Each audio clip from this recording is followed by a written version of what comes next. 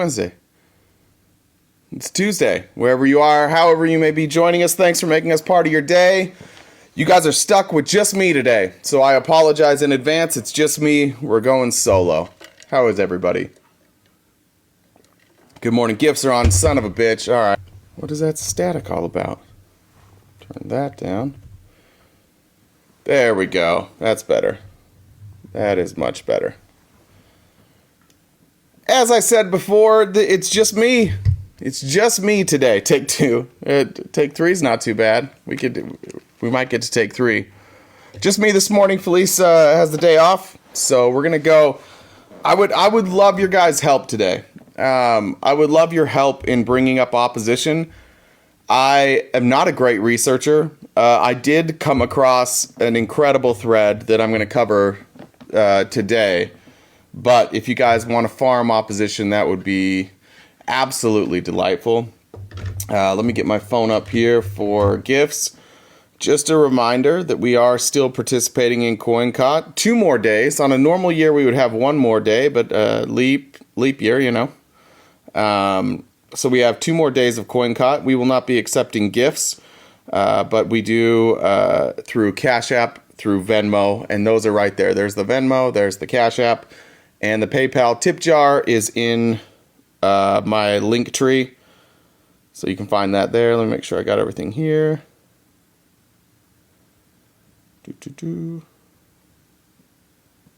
Boom, we're good. We're ready to go. We're back. So farming potatoes would be delightful. I will just jump right into it. I want to give a couple of warnings. Number one, I haven't timed this out. Usually we have more than enough to cover an entire show, like more than enough topics. I have no idea how long this is going to take.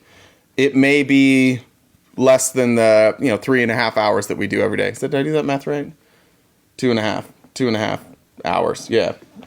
No, 3.5. Yeah, there we go. To noon. 3.5 hours. It may be less than 3.5 hours today. It will not be more. I can guarantee you that it will not be more. But we got what we got. Help me out if you guys need to get a message to me and you don't think I'm paying attention in the comments. It's probably because I'm not, because this is it's far more difficult for me when I don't have Felice leading the show. So if you need to get a message to me, make sure you're tagging Jen, and Jen can get that to me. Jen, I'm on Discord. That's where I'll be watching for your messages. All right, let's jump right into it. Tuesday is another beautiful day in MAGA land, and well, let's go to the main story. Is it glitching out for you guys? Like yeah, that's weird. When I look down, what's that about? What do you guys think that is? What kind of sorcery is that? What is that? Someone, why does it do that? When I look down, that is bizarre. There's Jen. What does Jen have to say? Hey. Hello. Hello. How can I help you? Sure. Can you hear? Yeah, I can hear you. I'm not sure if you saw the picture, the screenshot I took and put it in our chat. Your sweater is very, I don't know if you have a filter on or something, but it's when you put your hat down, it's like it glitches out it's just your sweater's really bright. I don't know if it's messing with a green screen or something, but maybe if I put the hat up. Oh yeah, just lift the hat up a little bit. It's a little better. I don't know what's going on. It's something to do with the green screen because it's your sweater is really, really bright. So there we go. I think. Oh, we got it. I just can't go down low. I gotta keep good posture. We'll be good. Keep your head up, good posture, all that. Keep your head up. Thanks, Mom. All right. Well, let's try to help Jay get people up. Like I said, the CoinCot, not doing gifts for another couple days. Check out our YouTube. And if you're not scared, come up and talk to Jay. He'd like to talk to you about how you're wrong. I would not like to talk to the same people we talked to yesterday. Well, I blocked them, so they shouldn't be able to come back unless they come in on new accounts. So terrific! Looking forward to it. Which I can block those too. So okay, appreciate it. All right, bye. Bye. There's Jen. That's who you need to get your questions to. If you need to get a hold of me, there's Jen. Jen. Jen's in the chat. Thanks, Jen. All right. Let's jump right into it. Yesterday, the big story from the right was the death of Laken Riley. As far as I can gather, Laken Riley was pretty brutally beaten and unalived by somebody who had been arrested previously in New York and is here illegally, I believe from Venezuela. So that's the big story from the right. This is from Chad Prather, who's a fucking loser. Don't follow him on Twitter. Don't follow him anywhere. I'll do it for you so you don't have to. Chad kind of echoes the same narrative that most of the right was using yesterday. Said they shaped a shit ton of policy after George Floyd died. I'd say Laken Riley's schmurder is a solid reason to shape overall immigration policy.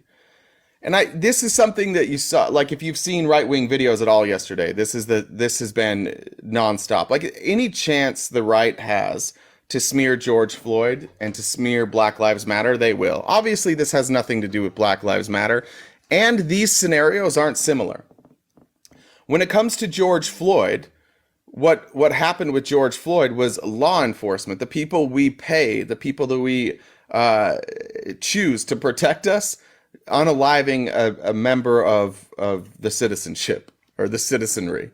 This is different, right? I think it's okay to recognize that we do have an immigration problem and that this was somebody that was here illegally, and it highlights an issue that we have in that we are unable to, number one, keep track of people once they're here. Two, that we don't have the resources to process them quickly. And also three, that we're a country that has 350 million people in it and crimes happen. We went over 2 days ago, we looked at the statistics, the crime statistics between first generation immigrants versus just white citizens in America. And white citizens commit a lot more crime than first generation immigrants. We know, statistically speaking, that it's safer in this country when it comes to crime if we have more first generation immigrants. Like that is statistically backed up. And that's why the right doesn't like to talk about statistics. That's why they like to narrativize everything. Because if you narrativize everything, you can... I'm flagged for harassment and bullying. Okay, that's dope. Who am I harassing and bullying?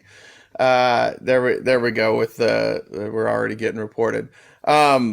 Lost my train of thought there. The right, yeah, that's what I was saying. The right loves to narrativize this so that they can compare things to Black Lives Matter. I would just ask the people on the right, like, what policy could we have possibly put in place to avoid this? What was the policy here that we could have put in place? Do we know how this person came across the border? No. I don't think we have those details yet. If they were from Venezuela, so this is a place where people are seeking asylum. So if we're looking at asylum seekers and we're looking at vetting, like what could we possibly do? Well, we could have had a better vetting system. We could have had we could have more judges. We could have more law enforcement to track people and to get their asylum claims dealt with quickly. All of these things could be done, and all of these things were addressed in a Democrat bill that was co-sponsored by Republicans. That Donald Trump said, "Hey, we're not doing this. We're not fixing the border right now. We're not doing that until 2025." So here, this is a clip from everybody's favorite Katie Porter. She was on with, I'm so bad at names. She was on CNN last night. Sorry, I don't have the names here, but here's Katie Porter. Well, I think when a horrible tragedy like this happens, I think whenever we're dealing with violent crime, there is a sense of outrage, of sadness, and of loss. But I think the important thing to focus on is any one instance shouldn't shape our overall immigration policy. So that's the clip. Like, I agreed, first of all. No one instance should shape our overall immigration policy. But what the right's trying to do here is say, like, oh, well, George Floyd shaped the national policy when it came to what? Like, what national policy changed because of George Floyd? I can't think of any. There was a movement. There were people that were advocating for policy change. There were people that advocated that we be able to investigate the police to end qualified immunity. In more extreme cases, people advocated for abolishing the police altogether.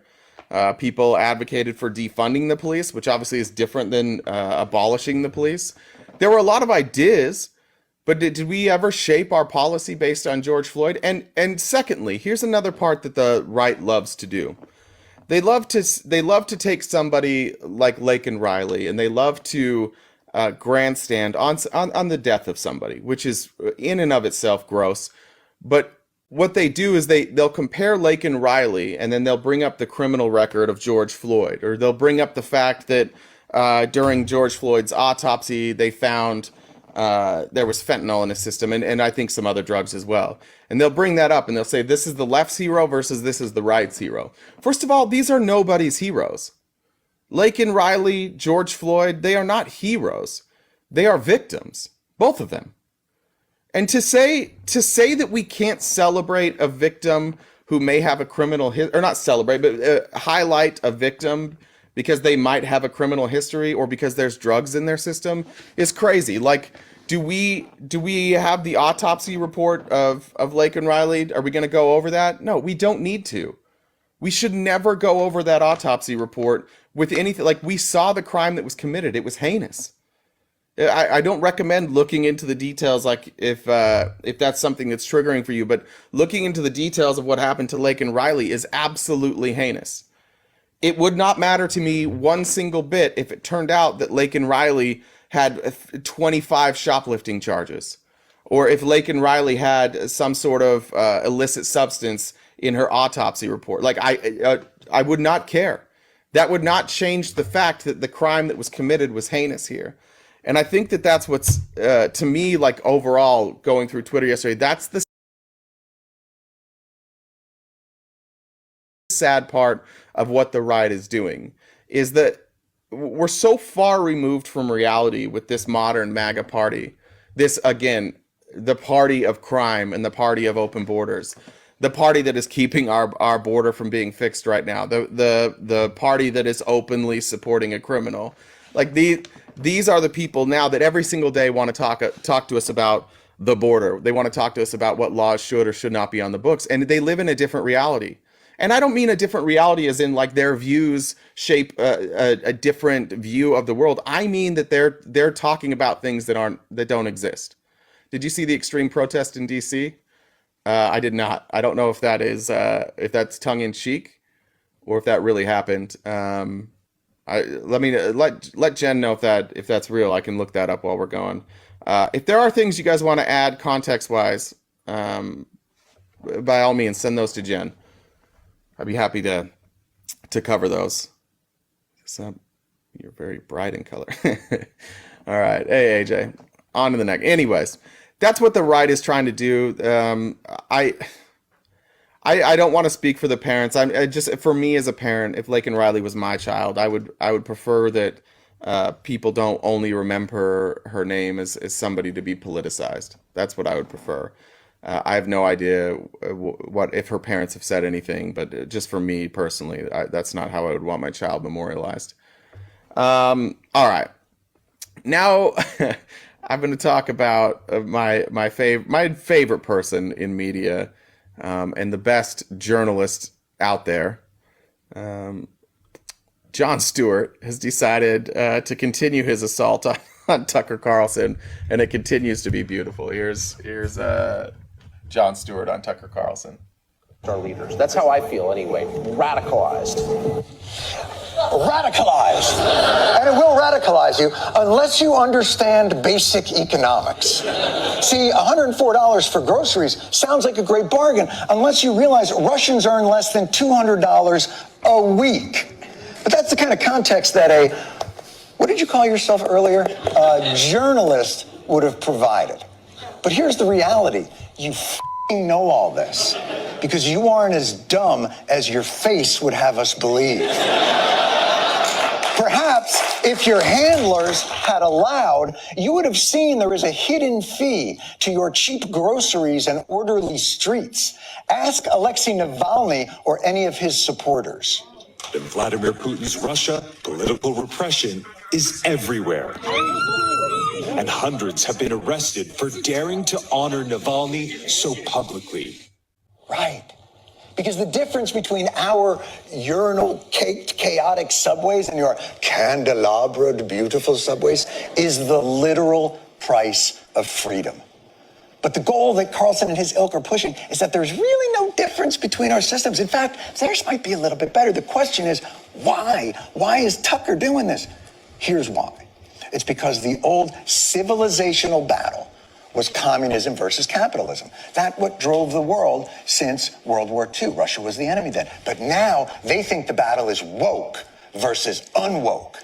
And in that fight, Putin is an ally to the right. He's their friend. Unfortunately, he is also a brutal and ruthless dictator. So now they have to make Americans a little more comfortable with that. I mean, liberty is nice, but have you seen Russia's shopping carts? And Tucker would have gotten away with it if it weren't for those meddling assassins. In a statement to the New York Times, Carlson said, quote, "It is horrifying what happened to Navalny. The whole thing is barbaric and awful. No decent person would defend it." Correct. No decent person would. This kind of introduces the theme from today. An unbelievable segment there by Jon Stewart.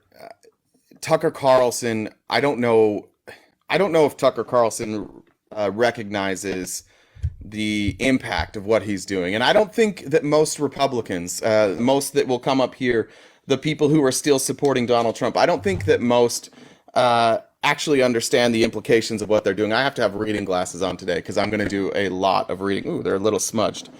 But that's what I wanted to talk about. Is what are the actual implications? Like without narrativizing too much, and without engaging in fear mongering, which we definitely want to avoid. Like I want to try and give an honest perspective of what I believe is happening, what the Republicans' plan is, and how we can message.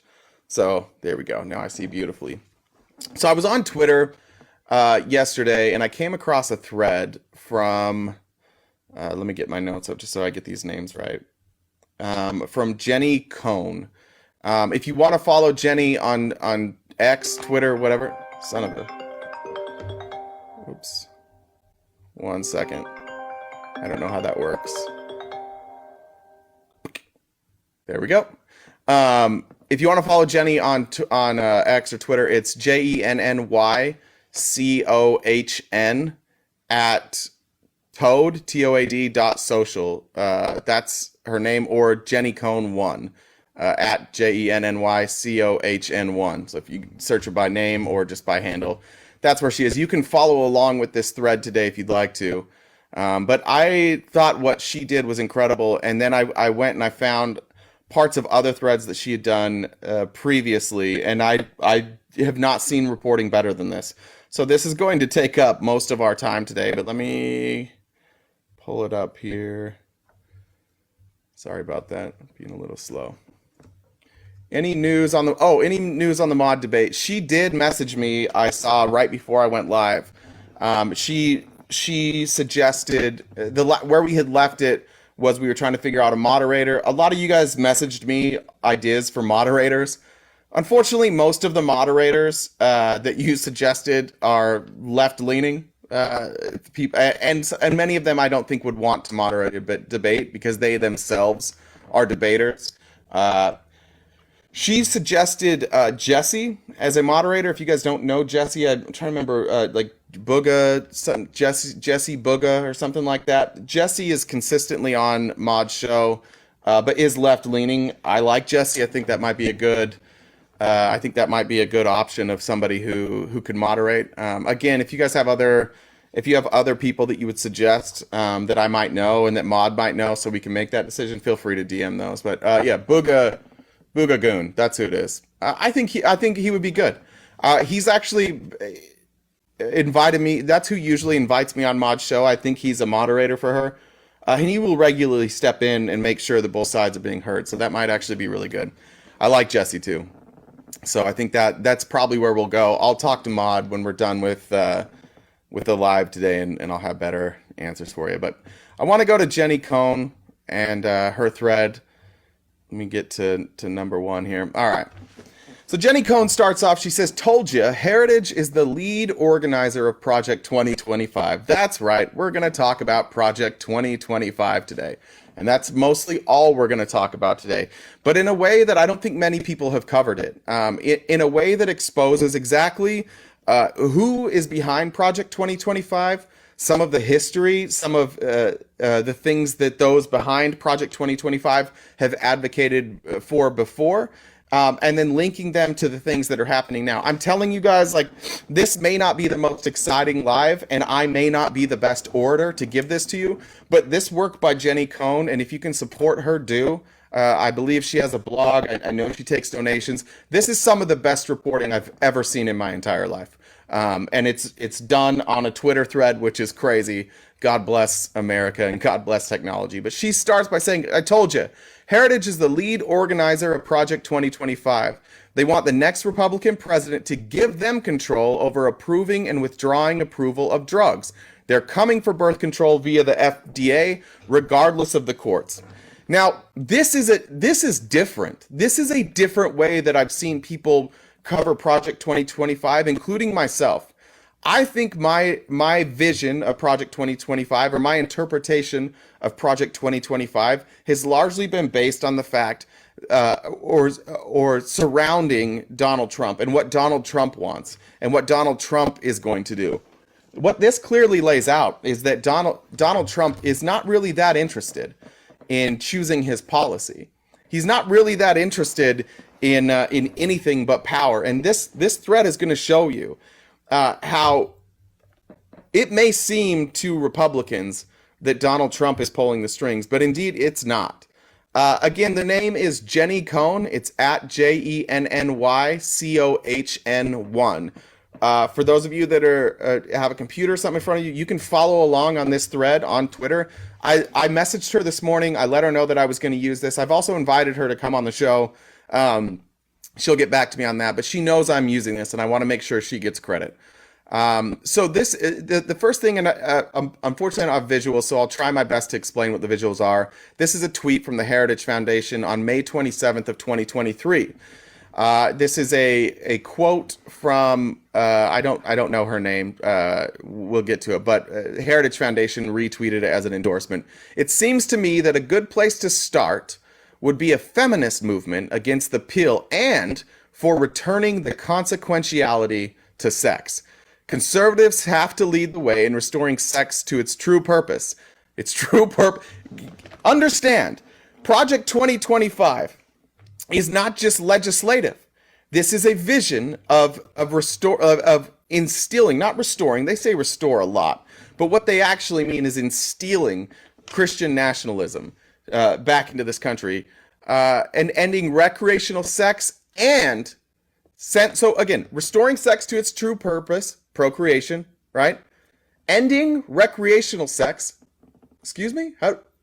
First of all, recreational sex is great. I'm a big fan of sex without creating a child. I have a child. I love my child. She means the world to me. She's a pain in the ass, and it's very difficult.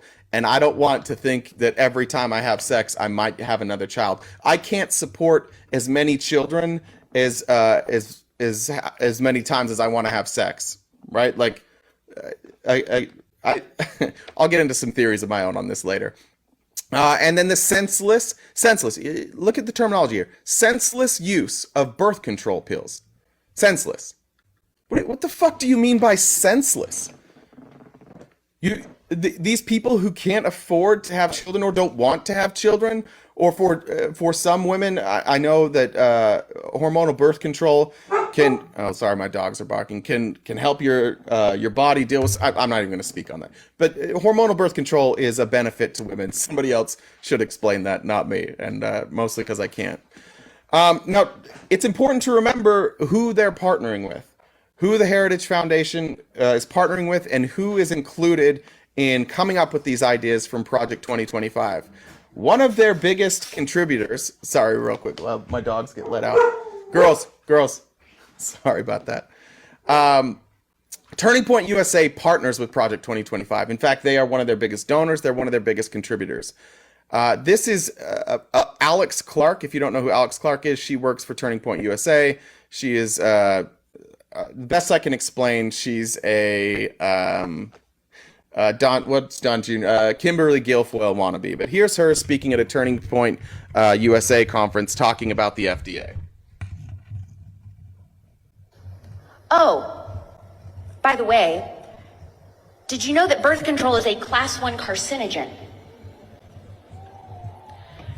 Here's what they don't stress in high school health class, and I promise you this is all important and it all ties to a bigger picture. It is healthy for women to have a natural period. Okay, so I didn't know that. I didn't know if she was lying. In fact, when I heard that clip, I was like, all right, this must be a lie. There's no way it's a class 1 carcinogen. I looked it up. It's a class 1 carcinogen. And I was like, okay, that sounds bad. And then I was like, wait a second. I don't know what the fuck a carcinogen is. That just sounds like a word that I should be upset about. So then I went and I looked.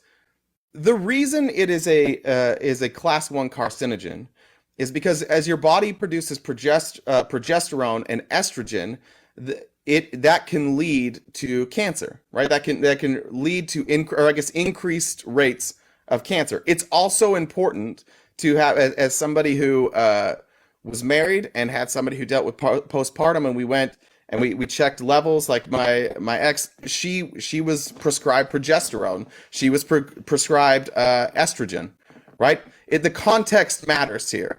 Right? There isn't a medication on Earth. There's nothing that you put in your body on Earth that doesn't have potential side effects or potential outcomes or increases potential things. These are simply fear tactics, right?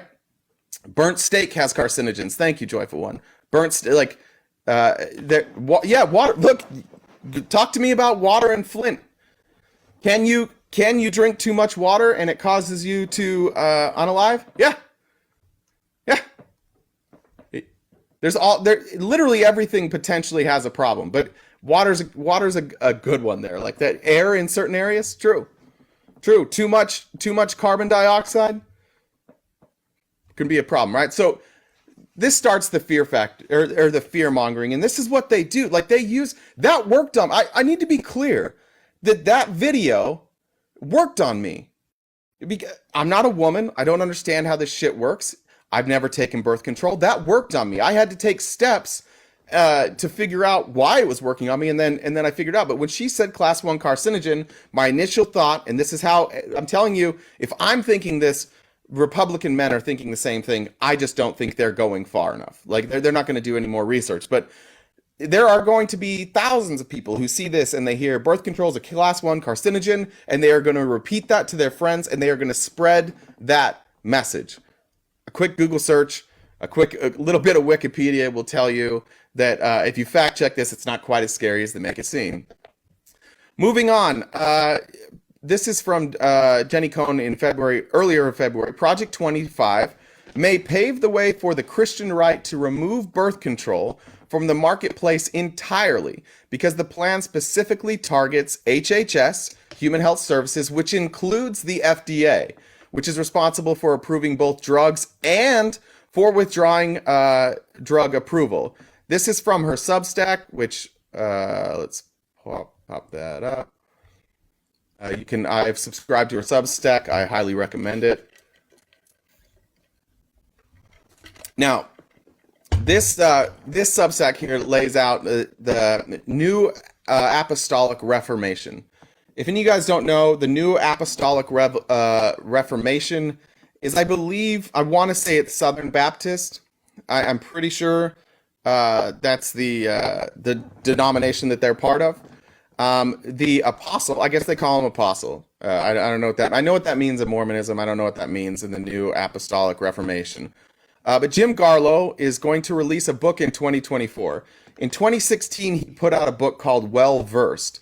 It's called Well Versed: Biblical Answers to Today's Tough Issues. It's exactly as stupid as you would think it is. I went through and I read just some highlights. I haven't read the book, obviously, but it's insane, right? It's basically interpreting the Bible in the most conservative possible way. Sometimes with no context, sometimes with like the biggest reaching context you'll ever see. His new book is going to be titled, and I'm not joking. Like when I say this is right in front of people's face, like I'm not joking. They're not hiding what they're doing. Now, there's going to be parts in here where I'll show you stuff that's hidden, but like as overall, they're not hiding what they're doing here. Mic is choppy. Is that any better on the mic? I don't hear the chop. Is that better? By the way, if it gets staticky, generally speaking, take out your right ear and it'll get a little better. Anyways, so his new book, and it comes and goes. Sorry about that. His new book, is going to be called. Where did it go? Shit. I have to remember what it's called. I thought I would remember that.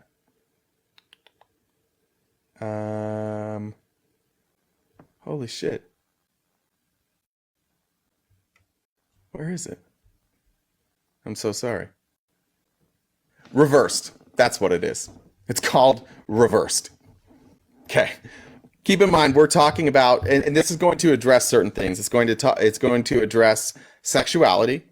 It's going to address abortion. It's going to address DEI and BLM, right? So what do you think, when those are the things that it's covering, and the book is called Reversed, what do you think that's about? By the way, this is not my microphone right here, just so you guys know. This doesn't matter. My microphone is right here. It's a different microphone, so it's not the hoodie there.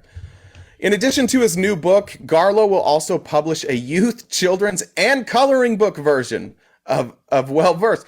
National as well as local media and activists should monitor when Garlow's new book is released. But let's just look real quick at the 7,000 plus elected officials and caucuses who have received this book and who have endorsed this book. Pennsylvania Freedom Caucus, former Vice President Mike Pence, Georgia State Senators, Georgia Congressman Jody Hice, Congressman Byron Babin, Iowa State legislators, Washington State party members, former Secretary of State Mike Pompeo, Iowa Governor Kim Reynolds, Iowa Secretary of State Paul Pate, Kellyanne Conway, Texas Rep Steve Toth, and the New Mexico State Capitol. So looking forward to this book of talking about how to reverse it. But again, the overall theme here is that they're telling you what they're going to do. They're telling you what their plan is. On to number 3. If a Republican president gives the Christian right control of the FDA, we should expect them to use these purported health concerns as pretext for withdrawing FDA approval. We should also expect Heritage and its Christian fundamentalist allies to cite alleged safety concerns as a supposedly secular pretext for eliminating access to gender-affirming care, which they loathe, and perhaps IVF, which they seem to oppose as well. You're seeing this. Like this was the suggestion that we in earlier last year, that we would see them start to come out and they would use these scientific arguments, right? Their attempted secular arguments, but that's not really what they care about. I oppose IBS also. Thank you. You can read this and 6 other stories about the Christian rights assault on America in there's a newsletter called Christian Right Observer Weekly, Crow. That's the Substack I subscribe to. Highly recommend it. You can check that out, but I won't cover it. And these are all quotes from Crow. Many fundamentalist Catholics and evangelicals oppose birth control based on their extremist interpretation of the Bible and belief that birth control encourages promiscuity and enables women to eschew their supposedly proper role as breeders and homemakers. Now, Heritage is obviously we've heard this type of rhetoric already, right? We've already discussed, like when Danielle was here, we talked about IVF. We talked about and Danielle mirrors a lot of the things that were said here as far as banning certain drugs, and what their actual goal is. And I want to go more into that. Heritage is led by fundamentalist Catholic Kevin Roberts, who has a religious objection to birth control. Connect the dots. Birth control has a target on its back. As far back as 2016, Heritage objected to the requirement in the Affordable Health Care Act. Kevin Roberts was, I don't remember what school he was. He was the president of a school, and he successfully sued the federal government so that his school, which had to carry health insurance, was not forced to cover birth control. He's one of the people that sued the federal government for that. But so that's as far back as 2016. But Kevin, as the Heritage Foundation, but before that, Kevin Roberts had already sued.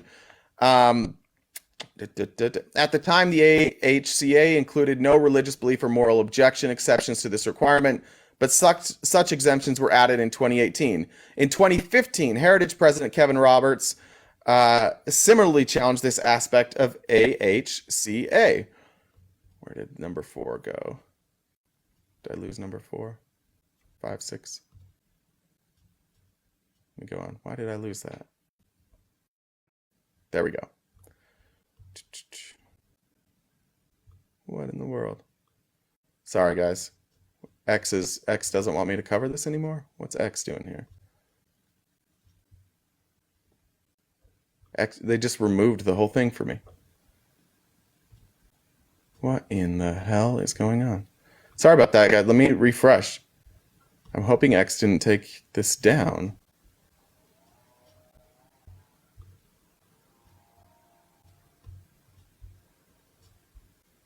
Okay. All right, good. There we go. All right, so Daily Signal, which I don't remember who runs the Daily Signal. It's a right-wing organization. They've posted. It's run by Heritage Foundation. Get it together. Thank you.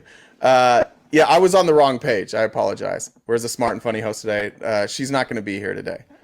Listen, I do have a guest request. I'm not looking for help on Project 2025 on this yet. Sometime, Roxy, I probably will. But I want to go through this thread. I want to get all her reporting through because she's the one that did the work here. I just wanted to cover it. They put out a podcast episode with Bree Payton saying, what's the connection between suicide, depression, and hormonal birth control? And why don't women's health advocates care about it? I looked this up too. Are there connections between depression and hormonal birth control? Yes. And then they say, and why don't women's health advocates care about it? They do. Article after article after article was explained from left-leaning, not really right-leaning because they don't do science, but like medical journals. This type of information is available. Now, I've never spoken with a doctor getting put on birth control, but for you in the chat, for those who have had birth control, did your doctor tell you that there was a chance you could have an increased, or there were increased chances that you might suffer from depression when you were on birth control? Did they explain that to you guys? Yes, sort of. Yes, yep, yes, yep. There's one nope. Yes. Nope. Yeah, most and strokes. Mine didn't. Now, I would say that obviously your doctor is not who I would consider women's health advocates, and there's good and bad doctors, but from what I could find, just researching this type of information is widely available, which is probably how conservatives found it in the first place. They're not going to go into a medical journal. This is probably just something that somebody sent them on Facebook. This is strokes, yes. Depression, no. Lots of no's. First, to those who said no, your doctor sucked, and that's actually terrible. It should be more uniform. But yes, but what other choice? Abstinence, pregnancy. Good point. And that's really the point here, right? If you understand the risks behind the medicine that you're taking, but you feel like those risks outweigh the risks of not being on it, isn't that the point? Isn't it like, again, this is no longer about a woman's right to choose whether or not to have a baby. Now it's whether or not a woman is going to get pregnant. No more choosing. You don't get to control whether or not you get pregnant. Thank you. Yeah. The Alliance Defending Freedom and Heritage Foundation collaborate regularly. We saw already how they use the courts to attack the FDA approval of the abortion pill. If they control the FDA, they won't need the courts to withdraw approval of whatever drug they oppose. Remember this. Now, I've historically, when I've talked to Republicans, I've focused on three of the administrative branches that I was worried about: the FTC, the FEC, and the FCC. Stupidly, I never thought of the FDA. If you wanted to outlaw certain things, and like the abortion pill, and that is not popular, and you're not going to be able to pass legislation on outlawing that because not enough people will vote for it, what's your next choice? Take control of the FDA. You're going to take control of the FDA, who is in charge of whether or not things get approval. Well, if you control the FDA, they no longer need the courts to remove that approval. They failed. They tried to get the courts to withdraw the approval for the abortion pill, and the courts said no. So this is the next step. They already put their judges in place, and even their own judges that they've put in place aren't going to overturn this for them. Are we starting to see a pattern here? What Republicans and conservatives see when they view this is they see, okay, we're solving complex problems, and we're solving those complex problems with the things that are available to us, the tools that are available to us. Not recognizing that these aren't tools that are available to you. These are institutions that we built, and we built these institutions and we built them with safeguards, but we also expected that the people that we put in office were not actively going to undermine them, that they weren't actively going to try and hurt other Americans. And that is what's scary about Project 2025. We are talking about people who understand that given the way our country is fundamentally made up, there's nothing they can do. But if they change the way that fundamentally our government operates, they can start to instill their Christian nationalism. I think the video's in here at some point, but I'll just remind you, Jack Posobiec at CPAC specifically said, during the Trump years, we were not successful in taking down the administrative state. We were not, and democracy, specifically democracy. But we will, and we will replace it with this. And he held up a cross. And he said, because all glory does not go to government, all glory goes to God. Fucking insane, first of all. And second of all, like, they're at CPAC. It's Steve Bannon, it's Jack Posobiec, and I don't know who else was on the stage. I didn't recognize any of the women that were next to him on the stage, so I apologize. But they're up there, and loud applause. We're taking down democracy, and we're going to replace it with Christian nationalism. That's what they're saying. It's not a fucking conspiracy theory. This is what's crazy about this whole goddamn thing, is we are saying to Republicans, hey, you guys are trying to become fascists. You want to instill Christian nationalism. You want to undo democracy and put in Christian nationalists. And the only people who don't believe that are the Republican voters. How the fuck did that happen? How the fuck did the people at the top say, hey, we're doing Christian nationalism now? And us on the left are like, hey, did you hear that? They're doing Christian nationalism now. And the Republicans are like, no, they're not. No, they're not. Those are our leaders, but no, they're not.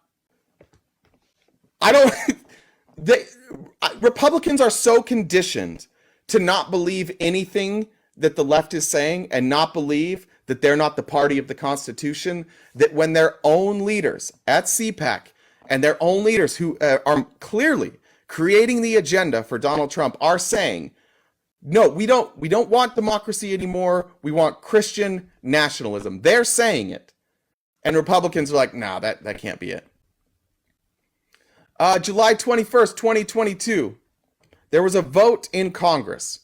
There was a vote to keep birth control legal in America. 96% of Republicans voted no. 96%. And now you might ask, like, well, what about some of the... Not all Republicans oppose birth control. You're right. Not all Republicans do oppose birth control. That's what makes this more scary. They're willing to vote against birth control because they get told it's a state's right. It's a local issue. It's something that should be taken up locally. That's how they're doing this. You don't think that a medication should be federally legal? That states should decide now, state governments should decide what is medically available to its citizens? States should decide whether or not women can be on birth control? That's where we want to be? 96%, 194 nay, 8 yay. To keep it legal. Remember, the vote was to keep it legal. No vote was 7, present was 2. 96% voted no. So remember, keep that number in mind when you talk to your Republican friends who say, we don't want to ban birth control. Well, 96% of your people voted for it, and I don't care what their fucking reason was. I don't care why they decided they wanted to ban it. They chose to ban it, and they can sugarcoat that all they want. They can pretend that it's the states' rights issue. They can pretend that they want a safer alternative. They can say whatever they want, but that's not what's happening. Sorry, Jan, did I say too many bad words? I apologize. All right. Now, this is from the president of Alliance Defending Freedom. Again, the Alliance Defending Freedom is a group that works with the Heritage Foundation. They're named as contributors on Project 2025. And they said this after Roe was overturned. We are on a winning trajectory. It may be that the day will come when people say the birth control pill was a mistake. These are the people that wrote 2025. I apologize for the static. Might I just recommend with the static, take out your right earbud. I apologize for that. Put this joke to bed. It's tired. We're on a winning trajectory. It may be that the day will come when people say the birth control was a mistake. Openly saying it. Again, these are the people who are behind Project 2025. I'll keep saying it. This is from Jenny on February 17th. I'll keep saying it. The far right is paving the way to withdraw FDA approval of hormonal birth control in the event that Trump wins and gives them control of the FDA via Project 2025. If you needed more proof, Elon Musk's recent screed against hormonal birth control provides it. Here's a tweet from Elon Musk, I believe on February 16th. Hormonal birth control makes you fat, doubles risk of depression, and triples risk of suicide. Or, excuse me, I guess unaliving, self-unaliving. I don't know what you're supposed to say there. This is the clear scientific consensus, but very few people seem to know it. Is that the clear scientific consensus? What's the clear scientific consensus? That's the only, those are the things hormonal birth control does? That's it? What about the benefits of hormonal birth control? Like, this is called propaganda. When you take only potential side effects of a drug and pretend that those potential side effects are everything that the drug does. Thank you, Gumps. Pregnancy is super risky for death too. Yeah, pregnancy is risky. And for some people, pregnancy, if they were forced to carry, is more than likely going to end their life. What are you saying to those people? Think of that message. Think of somebody who cannot risk being pregnant. You are now, what they would like is they would like to tell that person you're now celibate. For the rest of your life, you are celibate. You are, or if you choose to have a child, you're not going to make it. This is pretty fucking insane stuff. And again, Elon Musk, who people say was like a liberal hero. He was never a liberal hero. But Elon Musk has turned into a far right Christian nationalist. I don't even know where would you get this data, but we're talking about culturally. What is wrong with entering a marriage not being a virgin? Why does it matter? Again, what is the point that they're trying to make here? Their wedding day, like what is that today? So if he's Christian, but he sure echoes the Christian nationalist refrain. It's a good deal for Elon Musk. It's a good deal for Donald Trump. You get the backing and support of Christians who are desperate to push their agenda through, which means they're going to funnel money your way. They're going to offer you protection. They're going to make you uncancelable. You can't cancel Donald Trump. You can't cancel Elon Musk. Why? Because they say the things that Christian nationalists want them to say. So they're always going to have a base, and a big base, a base that's large enough that makes it so they can't really be canceled. 9, on to Liz Wheeler. Liz Wheeler is a conservative commentator with almost 1 million followers.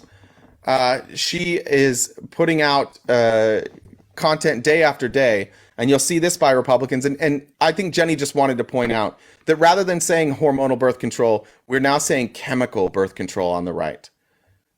They have to make it scarier. They have to make it sound unnatural. They have to make it sound like anti-health. Right? That's their point. That's their goal is. So remember that. You're going to start seeing that more and more from conservatives. You're going to see the terminology chemical birth control.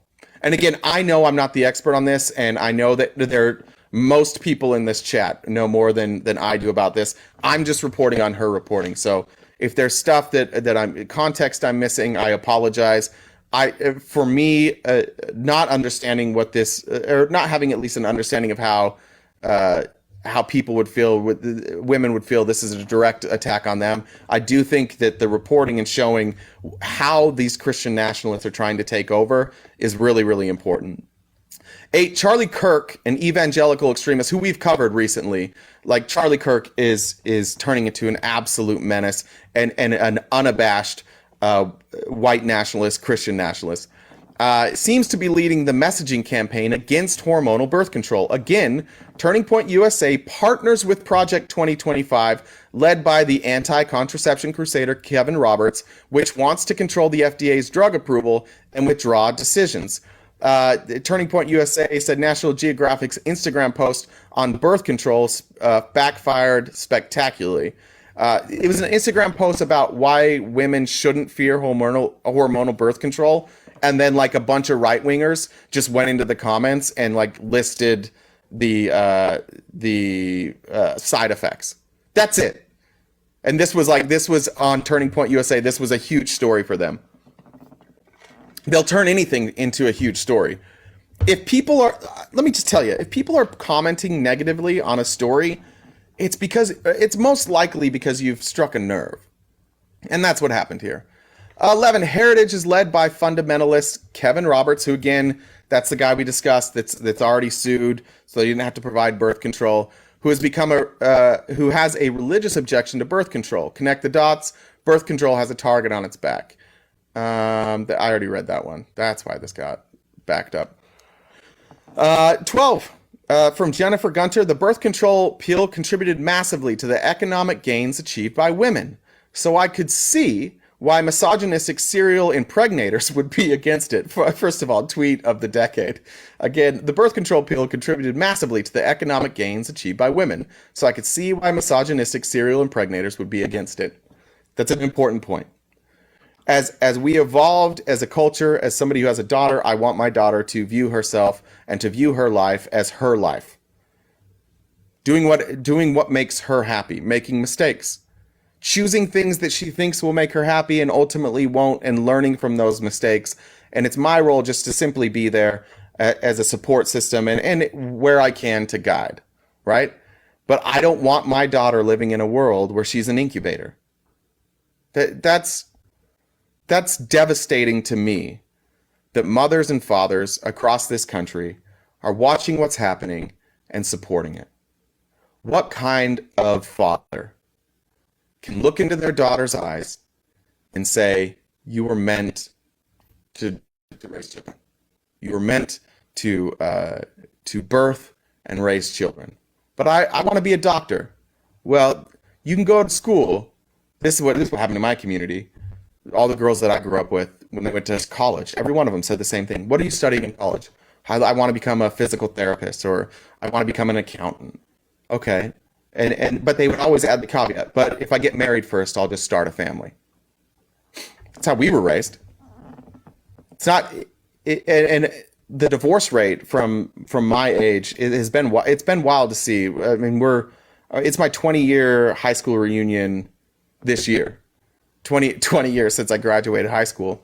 And it's interesting, like I don't have social media for my in my personal life, but I'm now in like a Facebook group with people from high school as they plan the reunion, which I definitely will not be going to. But just looking at people's lives, the amount of women that I went to school with who now, like in their mid to late 30s, are recognizing that, like, as their kids grow, many of them got married 18, 19 years old, so their kids are grown, right? Their kids are, many of them leave, which is fucking crazy, but many of them are getting ready to leave the house, or they're leaving the house, but they're not babies anymore. It's not nurturing, and these women are sitting at home with nothing to do. And they've tied their identity completely into being a mom, and that was their only identity. What happened? Damn, grandpa, fuck you. I can't imagine doing that for your entire life and then getting into your mid-30s and recognizing it. So the divorce rate with people my age is going up. Women are now chasing their dreams because they got to this point, and the world is offering them, like, hey, there's something else besides being there's something else besides being a mom. There's all sorts of things that you can do outside of that, and they're recognizing that. And this scares the shit out of these right-wing, how did Jennifer Gunter put it, misogynistic serial impregnators. Why would they be so against that? Yeah, they're losing it, right? As a man, if your spouse is simply there to support you and have children, you get everything. You get the career. You get the children, you get the family, and most importantly, you get to leave that family every single day and go do what you do. When I was working full time with my company, I didn't have children, but most of my friends did. I can't tell you how many times it's like, hey, honey, I'm working late, and we were at the golf course, right? You can't do that when you're a mom. You don't get to call in sick and fake it when you're a stay-at-home mom. The kids are there. You can't just leave. You can't bounce. Yeah, of course men don't like this. Of course men don't like the idea that maybe after work, they have to come home and be parents if they want children. Because their wife's when they're done with work, maybe their wife's gonna work, or maybe their wife's gonna go pursue something. That's a problem for them. 13. I haven't seen The Handmaid's Tale. I haven't seen it. Now I want to watch it. But I just thought it's a clip. If you guys are following along, it's a meme of people from The Handmaid's Tale just sitting against a wall and with the thought bubble. I know. I just thought Biden was too old. Read the book first? Okay, I'll read the book. That's important. I think that's, again, I know. I just thought that Biden was too old. How many people have we talked to that are on the middle or on the fence, or even Democrats are like, well, Biden's too old. I can't vote for him. Like this election, more than any election of our lifetime, has serious consequences specifically for women. Specifically for women, this has serious consequences. If you are a woman, or if you care about women, or if you're just not a piece of shit, maybe don't vote for these people. Here's a related thread. The Ethics and Public Policy Center partners with Project 2025, she misspoke and said 25, which seeks to staff federal agencies with religious zealots. Here, they complain that hormonal birth control started the sexual revolution and suggest women were better off in the 1950s. Guess who sits on this board? Leonard Leo, our favorite guy, Leonard Leo, the man who collects all the Christian money and gives it to Supreme Court judges so that they will overturn Roe. The clip the excerpt she has here is within the past decade, the conversation has begun to shift, and it seems as if a new generation might be waking up to the harms of both the sexual revolution and the pill that enabled it. As women flock to resources that help them understand their fertility rather than suppress it, a new wave of thinkers, including some who might once have regarded themselves as progressive feminists, are questioning whether the cultural changes of the 1960s and 70s were an entirely positive thing, as we're meant to believe. And more than that, whether the pill's promise of sexual liberation has actually improved the lives of women. Now the propaganda happens. What were the cultural changes of the 1960s and 70s? Was there sexual liberation? Yes. Was that the overarching message? Absolutely fucking not. This gives you an insight into how a conservative man's mind thinks. They saw women fighting for their own rights, for equality, earlier for the right to vote, and then to be in the workplace and to be treated equally in the workplace, and to not be just incubators. They wanted the right to choose. And Republican men narrow this down to women want to have sex. They want to have casual sex. I'm telling you, as a conservative, a former conservative, as somebody who's still like that's where the mind goes. And if you don't believe me, that's what they're saying. And they're now like they're doing the David thing where they're like progressive feminists are questioning whether the cultural changes of the 60s and 70s were an entirely positive thing, as we're meant to believe. Well, what wasn't positive? What were the cultural changes that weren't positive? If you want to get nitpicky and say that perhaps that led to people having more unprotected sex, fine. That's fine. I agree with that. Have protected sex. I agree with that. But they're against that. They don't like protected sex. They don't like contraceptives. And we'll get to that. They're opposed to contraceptives. So what are they? They're certainly not saying about, they're certainly not talking about that. What would progressive feminists say were the problems from the 60s and 70s outside of that? The things they were fighting for? What would the problems have been? Can anybody help me out? Help me with that in the comments? Is there something I'm missing here? They want to go back to the sheep method? I don't know what the sheep method is. What is the sheep method? And more than that, whether the pill's promise of sexual liberation has actually improved the lives of women. Correct me if I'm wrong. I don't think the birth control promised sexual liberation, right? Like, I don't think that was the promise. Again, not a promise, not something that happens. Like, I don't think the promise itself was just sexual liberation. But again, this is how the conservative patriarchy mind thinks. If you can't get pregnant by having sex, then this is just about sexual liberation. How do you know? Do you need to know that you want to be partners with somebody for your whole life before you have sex with them? I can tell you, here's what happened in my culture. In my culture, because you couldn't have sex before you were married, it leads to a lot of people getting married after 3 or 4 months.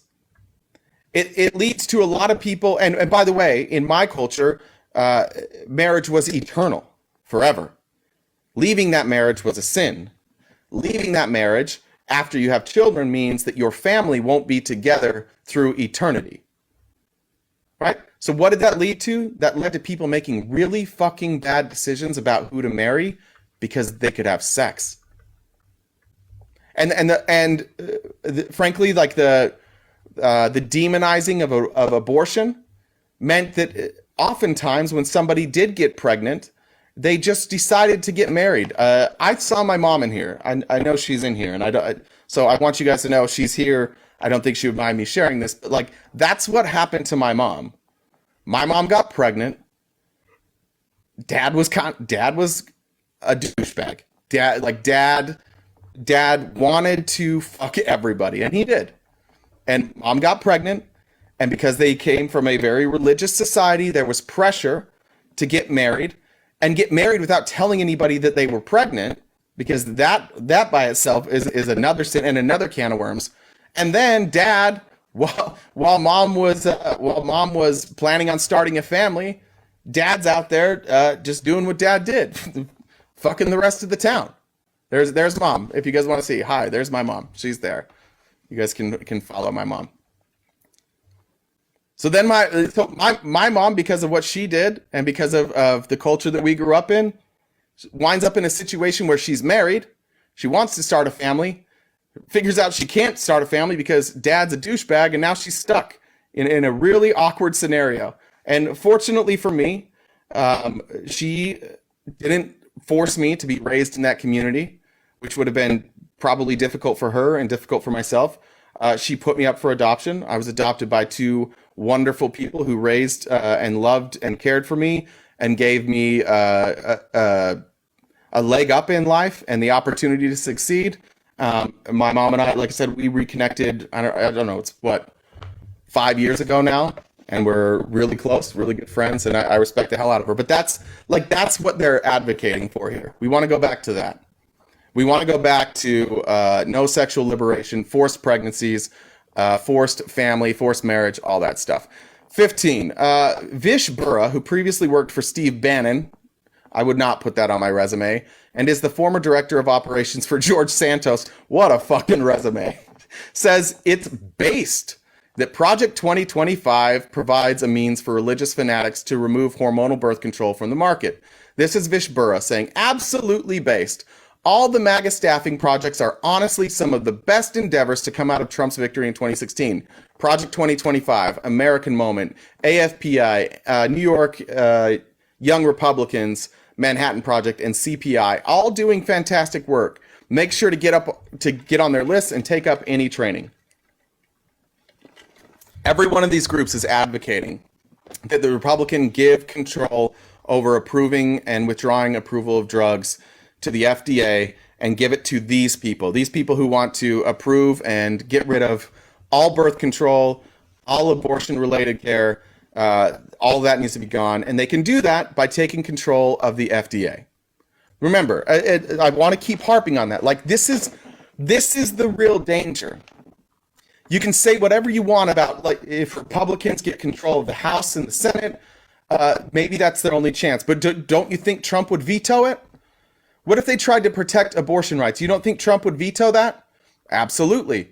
Then what would happen? Then it would have to go back. Do they have a majority to overturn a veto? Probably not. But let's say best case scenario, they have that majority. What the fuck do you think the Supreme Court is going to do? I don't care what your beliefs are. I don't care if you are a conservative Christian. If you are a woman, or you are a person who cares about women, how can you possibly vote for Donald Trump or any Republican in this election? They are advocating stripping the rights from women all throughout our country, taking away that choice throughout their country. Again, if you are a woman or if you care about women, you cannot vote for Donald Trump. And this has nothing to do with conservative or liberal. I'm sorry if you don't like higher taxes. I'm sorry if you don't like universal health care. I'm sorry if you don't like the protection of LGBTQ people. I'm sorry if you don't like any of our policies. I'm sorry if you don't like us protecting the border. I'm sorry if you're not in favor of us protecting our borders. I'm sorry if you don't like that Donald Trump is a criminal or being exposed as a criminal. Like, whatever your views are, what could possibly be more important than protecting a woman's right to her own body? And I'm not talking about simply the right to have an abortion. I'm talking about the right to not get pregnant. It goes further. It goes further for these Republicans because many of these same people also want to end no-fault divorce. And I'll show you some videos of prominent Republicans, we'll get there, advocating for no-fault divorce. In fact, fuck that. I'll go to it now. This is a long video, and I apologize in advance, but I want to cover this because this is somebody who is disgusting. Are you kidding me? Hold on. There's no way. My links must just be crazy. All right. I apologize in advance. This is a 12-minute video. But I want you to hear prominent Republicans and how they talk about what they believe we should be doing. This is Tim Pool, Ian Crossland, Surge.com, and then I forget her name. There we go. Let me get her name real quick. They didn't even tag her? I forget her name, but she's like a men's right activist. I forget her name, but just listen to this. I apologize for how long it is. Mike's cutting out. Sorry. Coffin. It's hard to say with the final analysis, but that was definitely very bad. Very bad. No fault divorce ended marriage. It formalized our ending of marriage. But there were other things, like there was a massive cultural shift that happened at this time. So previously, people thought of divorce as something that was horrible, but that we should allow in certain circumstances. And I'm not even saying that's the correct vision, because I just don't believe a marriage can actually. Yes, I did say men's rights activist. That is how she refers to herself. End if it's an actual marriage, but that's not to say someone who's being abused can't go live somewhere else. But my main point is there was a reinvention that happened culturally around the time of the 1970s, where people stopped viewing divorce as this unfortunate thing that happens sometimes and that we should allow a political outlet for. And they started reframing it as an adventure, a method of self-exploration, a way to reinvent yourself rather than like something horrific that we should prevent from. Yeah, let's be clear about that. No, they fucking didn't. Okay? No, they fucking didn't. When you talk about reinventing yourself, when you talk about exploring, when you talk about like living a new life, this is people who went through trauma, which is divorce, and the years leading up to that divorce, probably, and choosing to live their life rather than be beat up by society and and feel like a pariah because they went through divorce. What they are saying here is that now people who get divorced and live a happy life after that, that's actually what this was about, and two, that's a problem. How's that a problem? How's it a problem when somebody gets divorced that then they go and live a happy life? I'm dealing with that. I want to live a happy life. I want my ex to live a happy life. That's ideal for everybody. Well, I mean, some people say it's birth control. If you look at the divorce rate and like birth control, like the rate of women on birth control, it's really interesting. The charts are the same pretty much. Whoa. Yeah, well. Okay, I looked this up. The charts aren't that similar. They're kind of like the women on birth control and then the percent of people that get divorced. There's no connection there.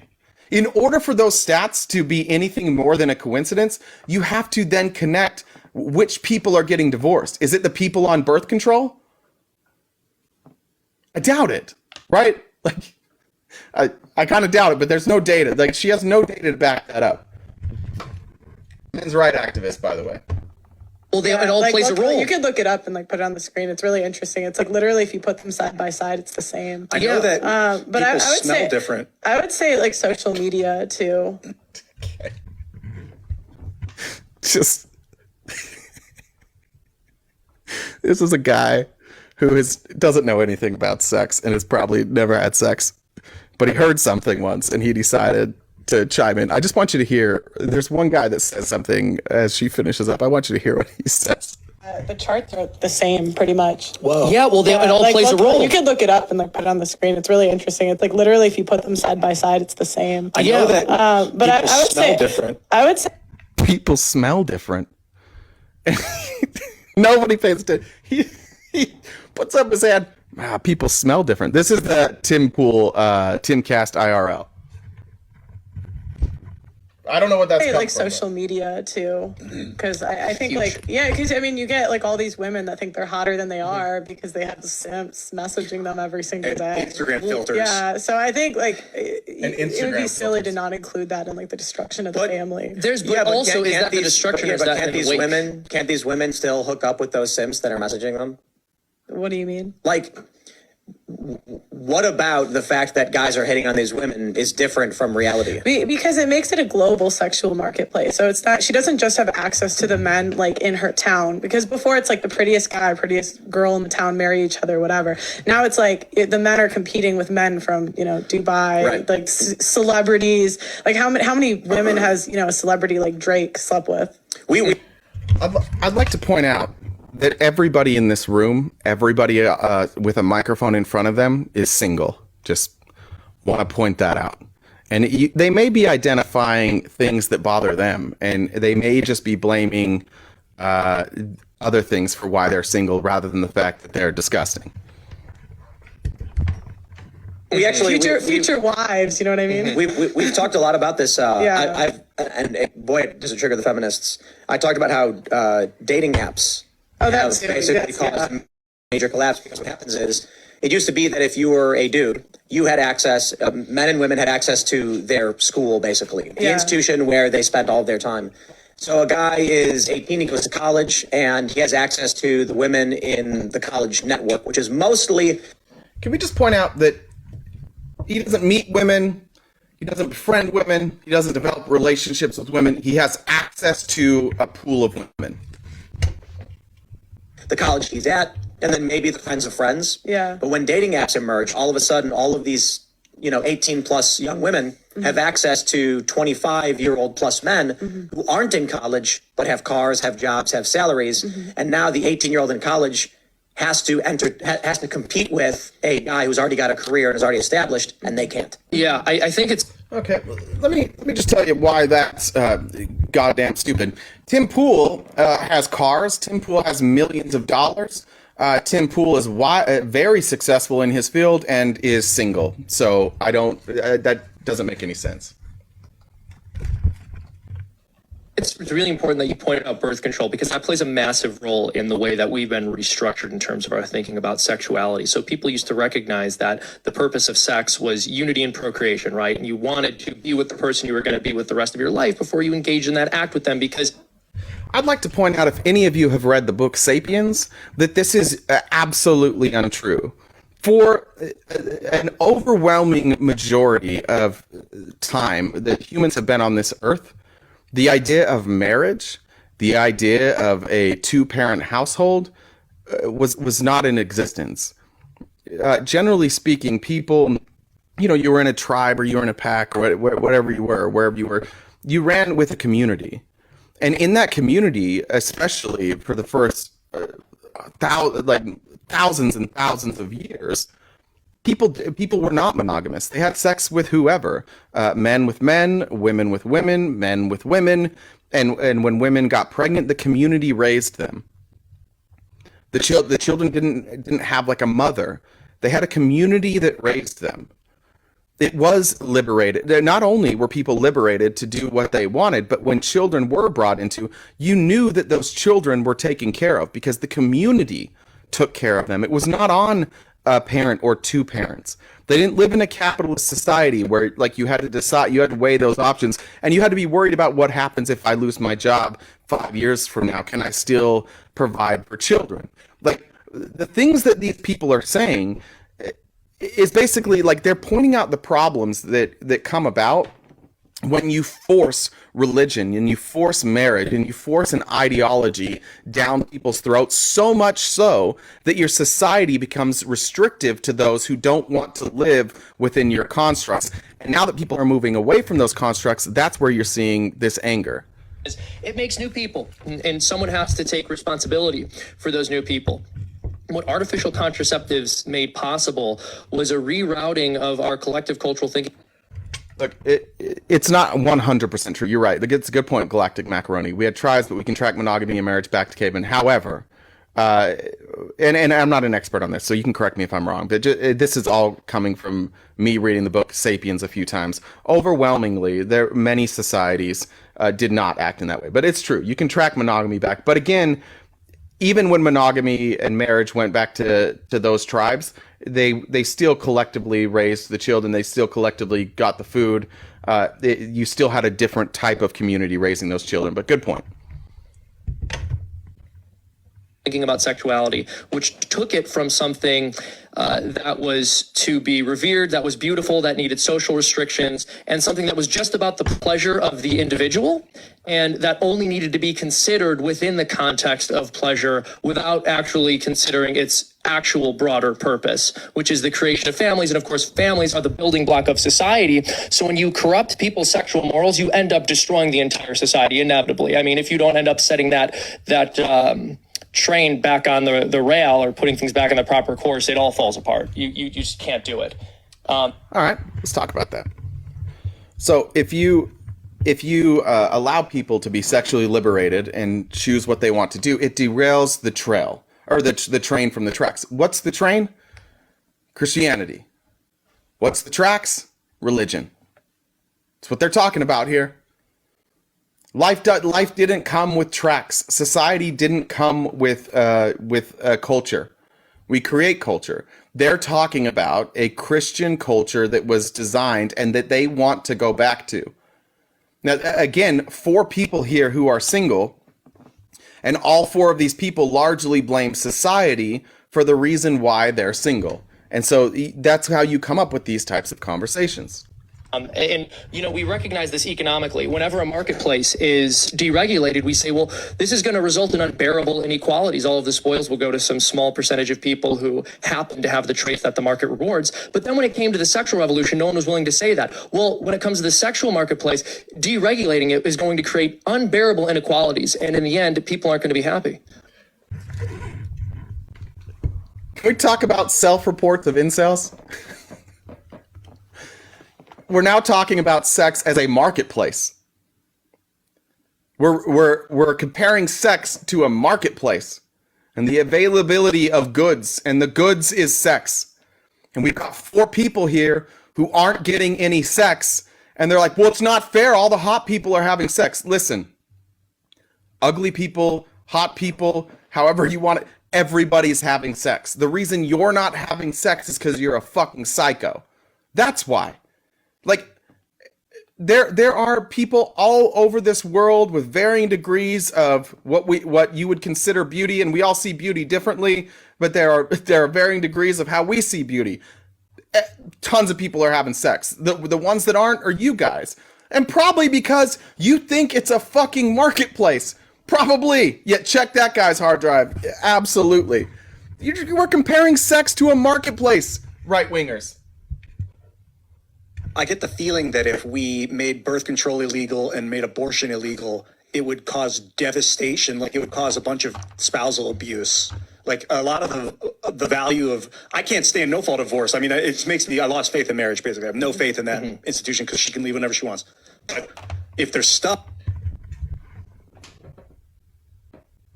I don't have faith in marriage because my spouse can leave whenever she wants.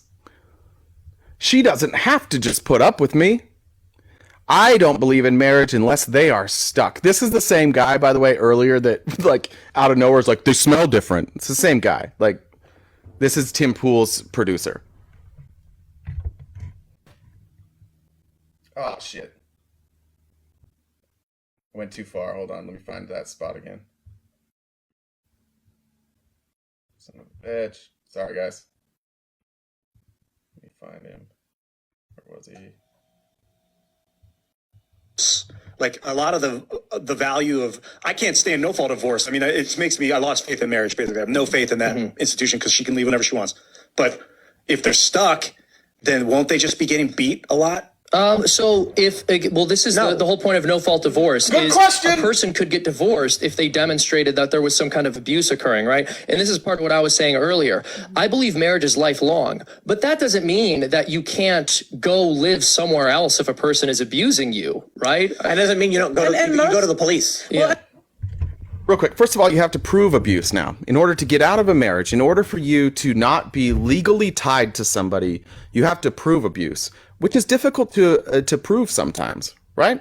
It's not always apparent that somebody's being abused from physical attributes.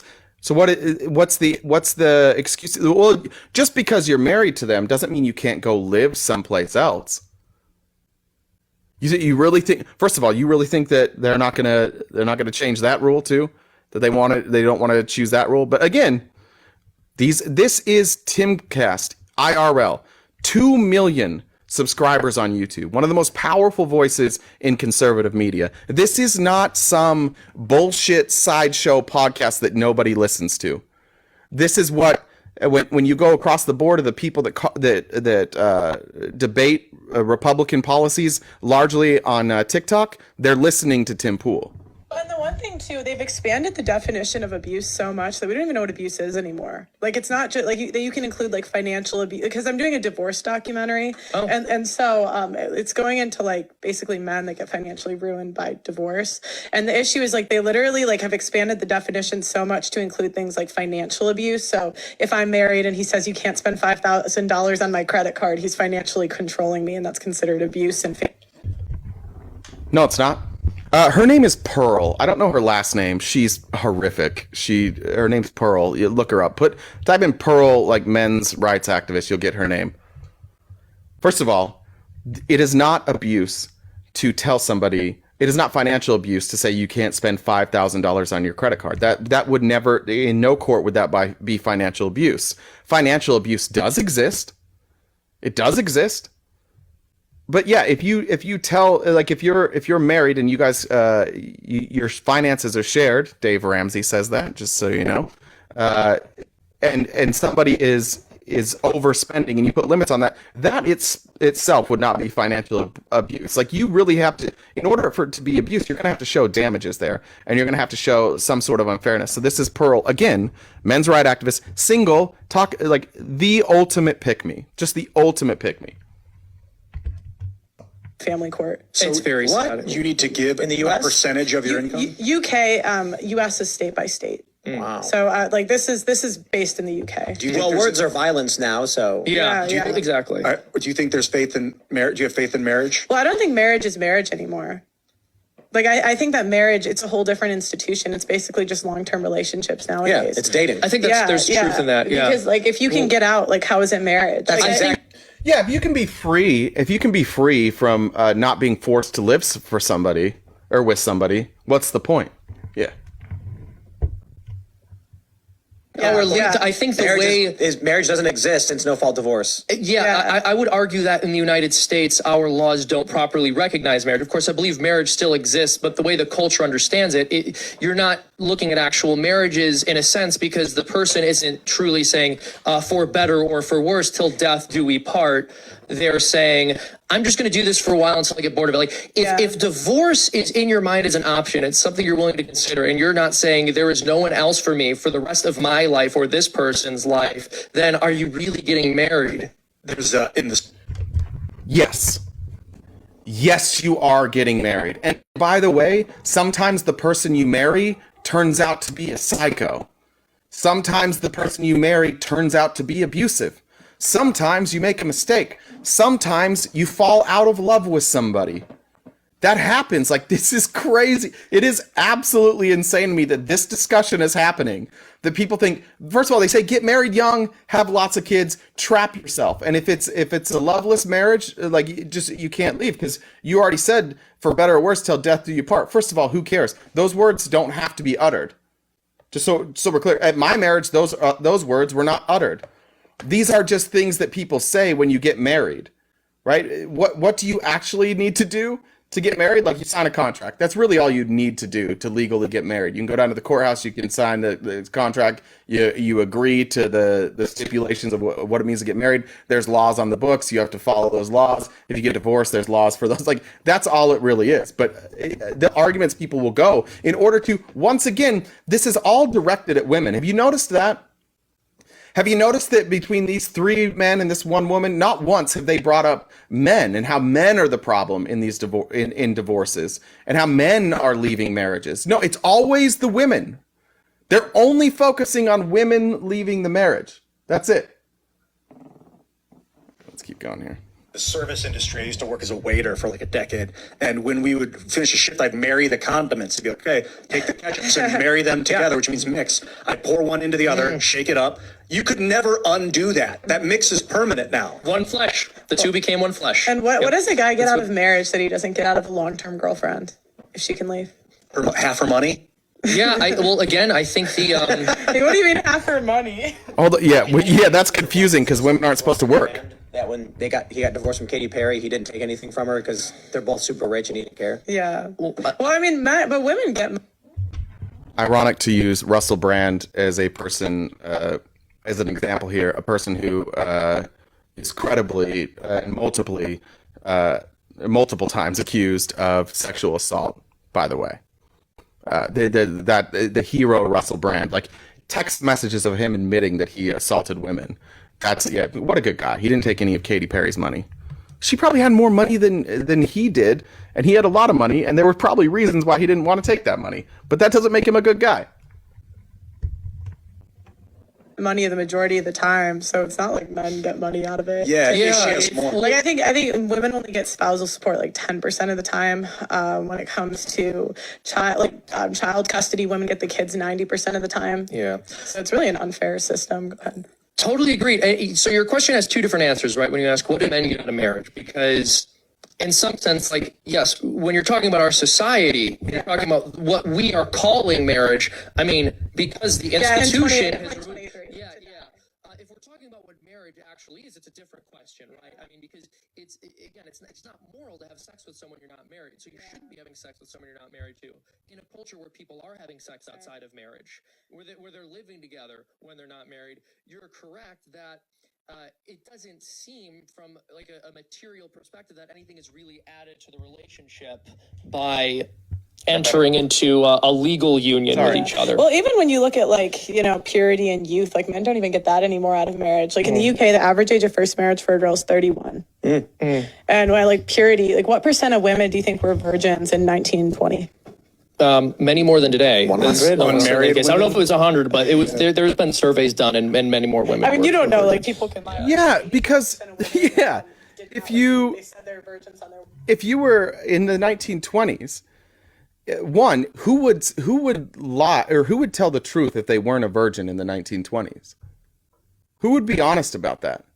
You would be ostracized from society. You would be viewed as a pariah. You would be viewed as unmarriable. Like, of course, like where would you even where would you get this data? But we're talking about culturally. What is wrong with entering a marriage not being a virgin? Why does it matter? What is the point that they're trying to make here? Their wedding day, like what is that today? So what does a guy get from marriage today? Yeah, so he doesn't get purity, doesn't get youth. Now she has the power to take. I mean, but that's that is more of a traditionalist argument that I don't think matters materialistically or what I'm saying is there are certainly people who care about purity and all that stuff. I don't think the average person thinks like, is my wife pure? But a lot of guys probably do. Yeah. What I'm saying is you go to a guy and say, hey, you know that long-term relationship you're in?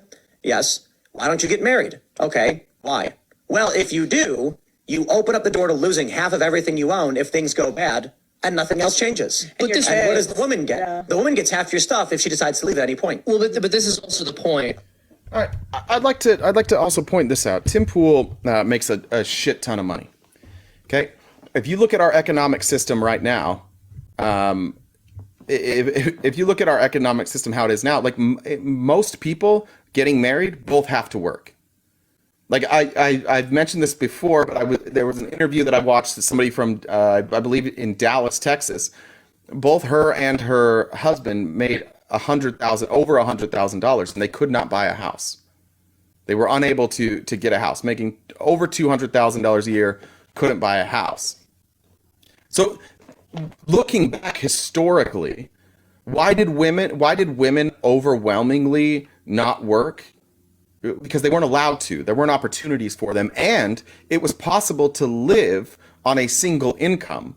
A single income from like being a custodian or from working at like just at a manufacturing plant. And you could live comfortably on that. And you had you had a pension, right? Like it was different. So when people got divorced, one, because women regularly got married young, regularly weren't educated, regularly didn't have the job experience. If you were to get divorced 15 years down the road, you have no option for income. You have no real option for income. So that's why those numbers exist. Just if you enter into a relationship and both of you are working, if you get divorced and spousal support is to be paid out, it's basically going to split the difference between what each of you make, and whoever makes more might pay a little bit to the other person for a certain amount of years based on how many years you've been married. I know in my state in Arizona, I think you don't qualify for spousal support for 7 years or something like that. After 7 years, and then there's some sort of equation that they use. I might have that year wrong, but there's some number there. Yeah, houses, like you gave somebody 8 grapes and they're like, here's your new house. Culturally, it's different, and that's what's so frustrating about hearing conservatives argue is when you sit around on a panel like this and you have these type of discussions and there's no pushback. It's literally just people saying stuff that is coming to their mind right then with no thought of why. None of them are thinking about why did it used to be one way and why is it different now? And what they've decided on is it's just because people care too much about getting laid. I'm going to unplug my mic real quick and plug back in. I know a lot of people are getting popping, so I'm going to see if this fixes it. We'll see if that works. And then I'll restart this. See, there we go. Hopefully it's the popping. If not a lot I can do about it. Okay, let's keep going. Right, the left, Marxists, they hate marriage and they hate the family. So people look at how the culture has been oriented and they look at these no-fault divorce laws and they say, oh my goodness, there's no point in even getting...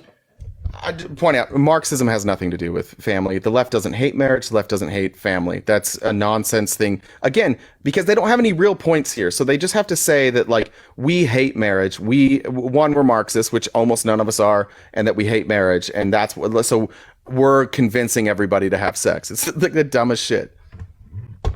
The Nintendo trick is right. I'll give it a go. Married anymore. Well, that was by design. Like the entire purpose was to dissuade people from wanting to get married. That was the long game. And make it based on what?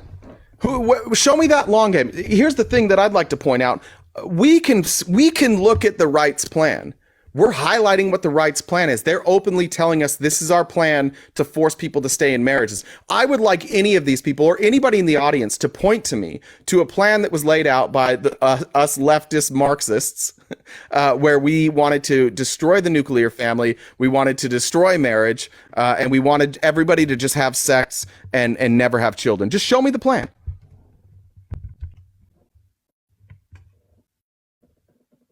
And so sex I think marriage is okay. Exactly, right? Because if sex before marriage is on the table, then you can have that without committing to a person. I mean, what are most men going to choose even if you don't have these wacky divorce laws? Well, all the divorce and marriage stuff, I find it weird to say that sex before marriage is bad. It's like if you have sex with a girl and you don't like it, but you don't know that until after you're married, that'd be horrible. Well, sex isn't tryouts, right? And she's a person, and you're a person, and that's an act that creates human people, and it'll create a person even if you didn't think the sex was all that great. I think that two people who are married should try to communicate with one another so that they could, meet each other's needs in a illicit way, and in an illicit way. First of all, weird. It doesn't, like, this person is so uncomfortable talking about sex.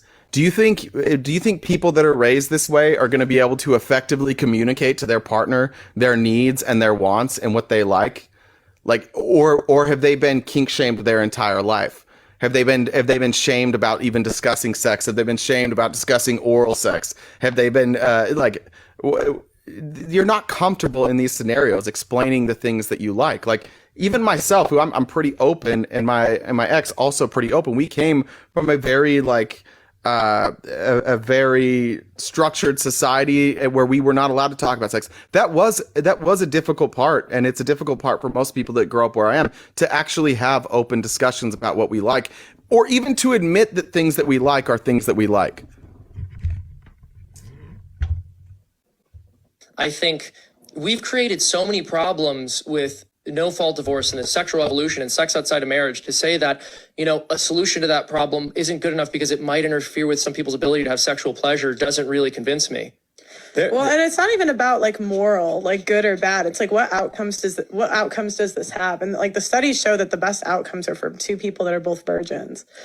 But the best outcomes of marriage? Yeah, that's the true. longest marriage. And marriage satisfaction. Because how would you know if the sex was bad if you didn't have sex with anyone else? Exactly. But that's the same exact argument feminists make. They're like, wow, that must suck, condemning your life to bad sex because you live this puritanical way. Yeah. Yeah, it is. Okay. Yeah, but again, that's a horrible way of viewing sex. It's a horrible way of viewing other people. And it's not just that ignorance is bliss. It's that there are some things you have no need to know, right? It doesn't. Somebody that said, show me that study. That study, I've seen it before. It does exist. But what you extrapolate from that study is not this. what they're extrapolating from this study is them saying, oh, well, if you both don't have sex, you both don't know what good sex is, and so you'll never know, like, even if it's bad sex, you won't know, so you won't get divorced. Again, please just remember that what they're trying to do is they're trying to say that the reason people get divorced, the reason that marriage doesn't last is because of sex. 100% that sometimes happens. 100% that sometimes happens. I don't think that's the majority, but I also think that most likely the people who are virgins when they first get married, almost every single time they are people who are deeply, deeply religious and believe divorce is also a sin. There is no, look,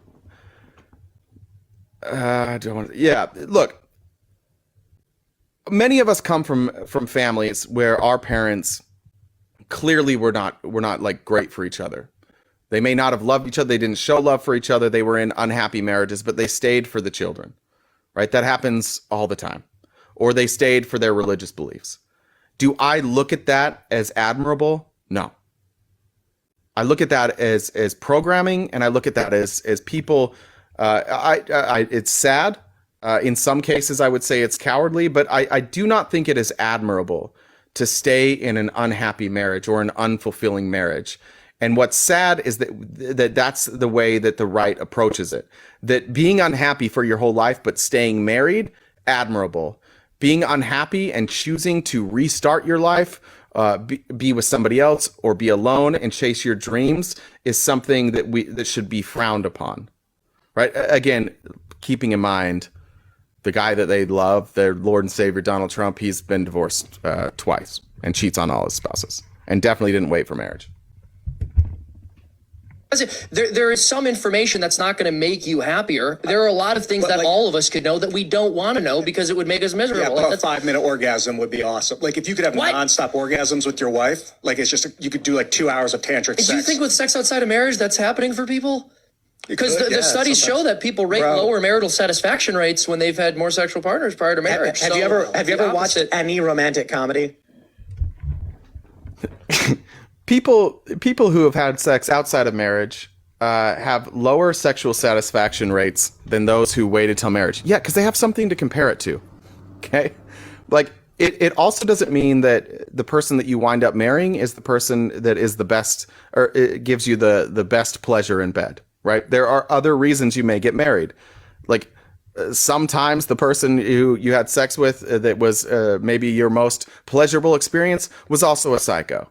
Okay, like, of course, like, again, context into all these studies is important. What they extrapolate from these studies versus what they should be extrapolating or other options of what they could extrapolate is the real problem here. Yeah. Like the trope is that the women are always unsatisfied. Like the guys are in it for a one-night stand. It's wham, bam, thank you, ma'am, and they leave. Well, and also, not to get, I mean, since we're already having an adult conversation here, they have done studies with rams, right? So this is something that I learned when I was looking into the effects that pornography has on the brain and how men will seek out novelty. And they found with these mews that they were studying that men finished more quickly with a newer partner. Yeah, okay. The excitement. So exactly. So I don't think I have to elaborate any further on the implications of that. Thanks for watching this clip. All right. Okay. Probably true. I am a man. I would agree with that. I think when you have a new partner, it is less likely that you are going to perform at your best your first time when something is new and exciting. That's part of the hormones. That's part of the excitement. It's part of the rush. That doesn't mean fucking anything. And I'm not sure if that study was about rams, like sheep. I'm not sure what he meant by that. But like, again, what are you extrapolating with that? What are you saying there? I bet the first time they have sex with a woman, it won't last long. And even if they wait for marriage on their wedding night, guess what? It will not last long. It will be quick, especially given what these guys probably do in their personal time. And yeah, eventually it gets better, right? Like it takes practice. It takes that newness wears off. Your awareness of like what your body is doing and how to control your body, like all that changes. You get better at, just like anything else in life. Like you get better at things. That was a weird. I appreciate you guys going down there with me. It was 12 minutes of fucking weirdness, and we'll get back to it. But I do want to check just the donations.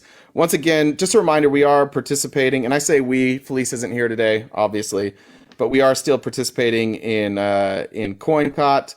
And so I just wanted to read some of these comments. From Chris. Can we please... Oh, was that yesterday? That was yesterday. What's this doing? I swear there's... I might be on the wrong thing. Oh yeah, it was over here. Sorry, guys. Georgie said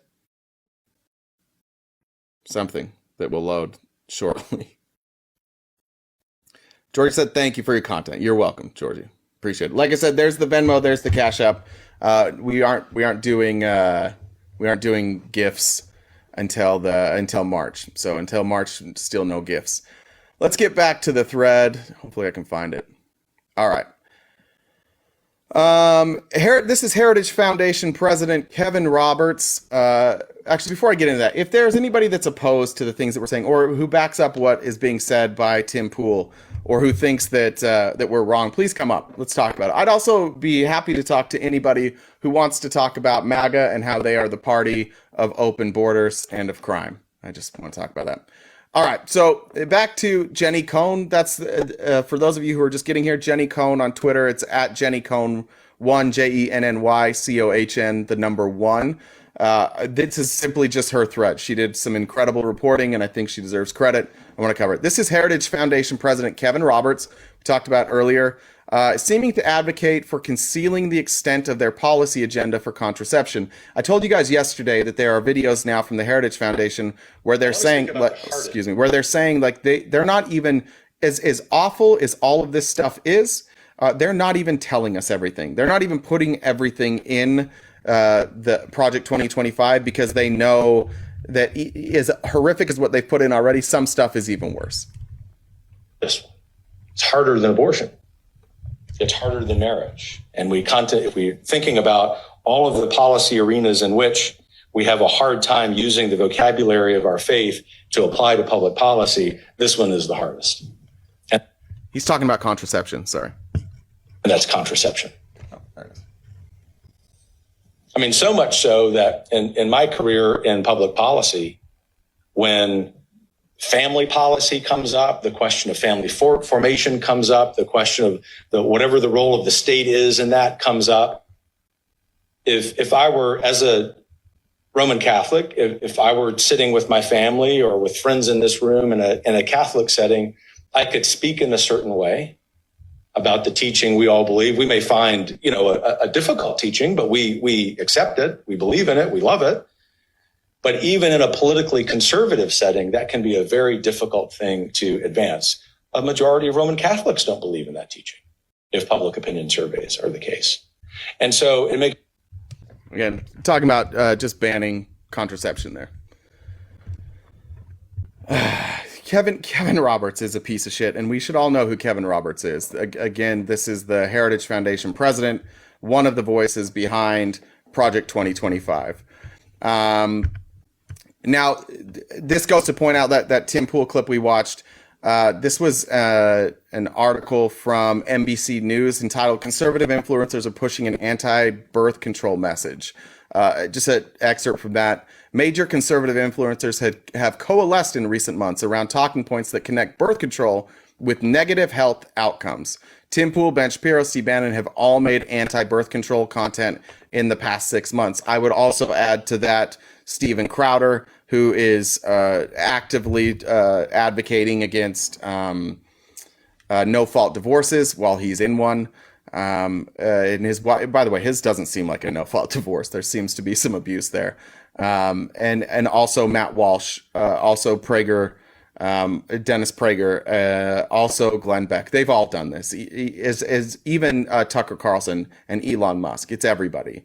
Ashley St. Clair, who is a disgusting human being, she has put out multiple articles, including one called "Why Can't We Talk About How the Birth Control is Harming Women?" This is Jack Posobiec and Ashley St. Clair talking about the issues behind big birth control, or Posobiec. It's Posobiec, sorry. Ashley St. Clair told Jack Posobiec this on their on Jack Posobiec's Turning Point USA podcast. If you're on a hormone for basically your entire life, especially through your developmental years, there's no way it doesn't impact you. Duh. Right? Like literally everything that you put into your body impacts you. And if you put something in your body every single day, it impacts you. What is the implication there? The implication is a fear tactic, a scare tactic. By just saying, just think of how they do this messaging. They're like, there's no way that doesn't have an impact. Well, tell us.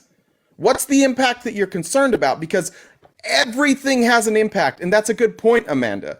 Sometimes it's a good impact. Sometimes it's a bad impact.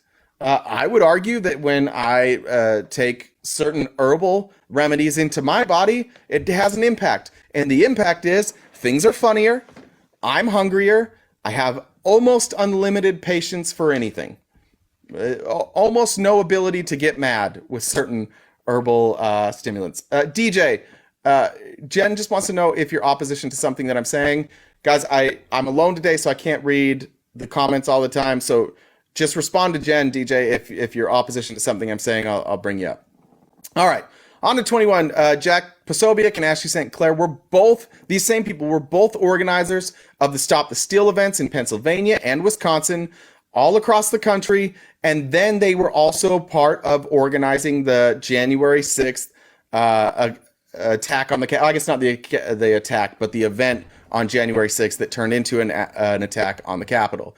These are people who, again, like, they want control over everything. They do not care about our federal government. They don't care about democracy. Again, Jack Posobiec is the one that said at CPAC, Conservative Political Action Committee, a place that Donald Trump just spoke at and reveres. Jack Posobiec said, we are going to end democracy and turn our country into a Christian nationalist country. Just pointing that out. So they're also the same people that were part of Stop the Steal. They do not care about democracy one bit. This is a Heritage Foundation tweet that I think I read earlier, but it seems to me that a good place to start would be a feminist movement against the pill and for returning the consequentiality to sex. I read that earlier, but bringing it back. On to William Wolf. Now, William Wolf, he works with the Heritage Foundation. He also is a proponent of Christian nationalism. I believe he was, I can't remember who I think he worked for Kevin, what's that guy's damn name? Kevin Roberts. They've worked together repeatedly. But here's his quote. So this is another, again, one of the co-authors of Project 2025. He tweeted this: do you want to restore the American family? Sure, says conservatives. All right, here's what we got to do, says William Wolf. End no-fault divorce. End abortion. Reduce access to contraceptives. Require men to provide for their children as soon as it's determined the child is theirs. I think that, don't we already do that? And now here's where it gets into more of the Project 2025 bullshit. End sex education in public schools. One of the few things we can point to in our society that has curbed the spread of STDs and teen pregnancy and abuse, sexual abuse of children, is public school sex education. We can directly tie public school sex education to protecting our children. Yeah, this is Handmaid's. Again, I haven't read it, but every person I've shown this to is like, this is the fucking Handmaid's Tale. Everybody. And it gets worse. Again, this is a co-author of Project 2025 on the record saying, we're not telling you everything we're planning, but we're going to go after these administrative state departments so that we can push our agenda. End surrogacy. End surrogacy. If you want children, you can't have children. You cannot have a surrogate. You'll never have children. And then, out of fucking left field, but not surprising, overturn Obergefell. For those of you who aren't familiar with what Obergefell is, that is the ruling that establishes the right for people who are gay or lesbian to get married. Are we ready to admit that this is a fascist takeover, Republicans? Are we ready to admit that this is Christian nationalism? You may not have heard of William Wolfe. You may not have heard of the Heritage Foundation. You may not have heard of Project 2025. You may not have heard of Jack Posobiec. You may not have heard of Ashley St. Clair. You may not have heard of Kevin Roberts. You may not have heard of any of these people. You may not have seen these tweets, and you might say to yourself, like, well, this isn't what Trump is saying. It doesn't fucking matter.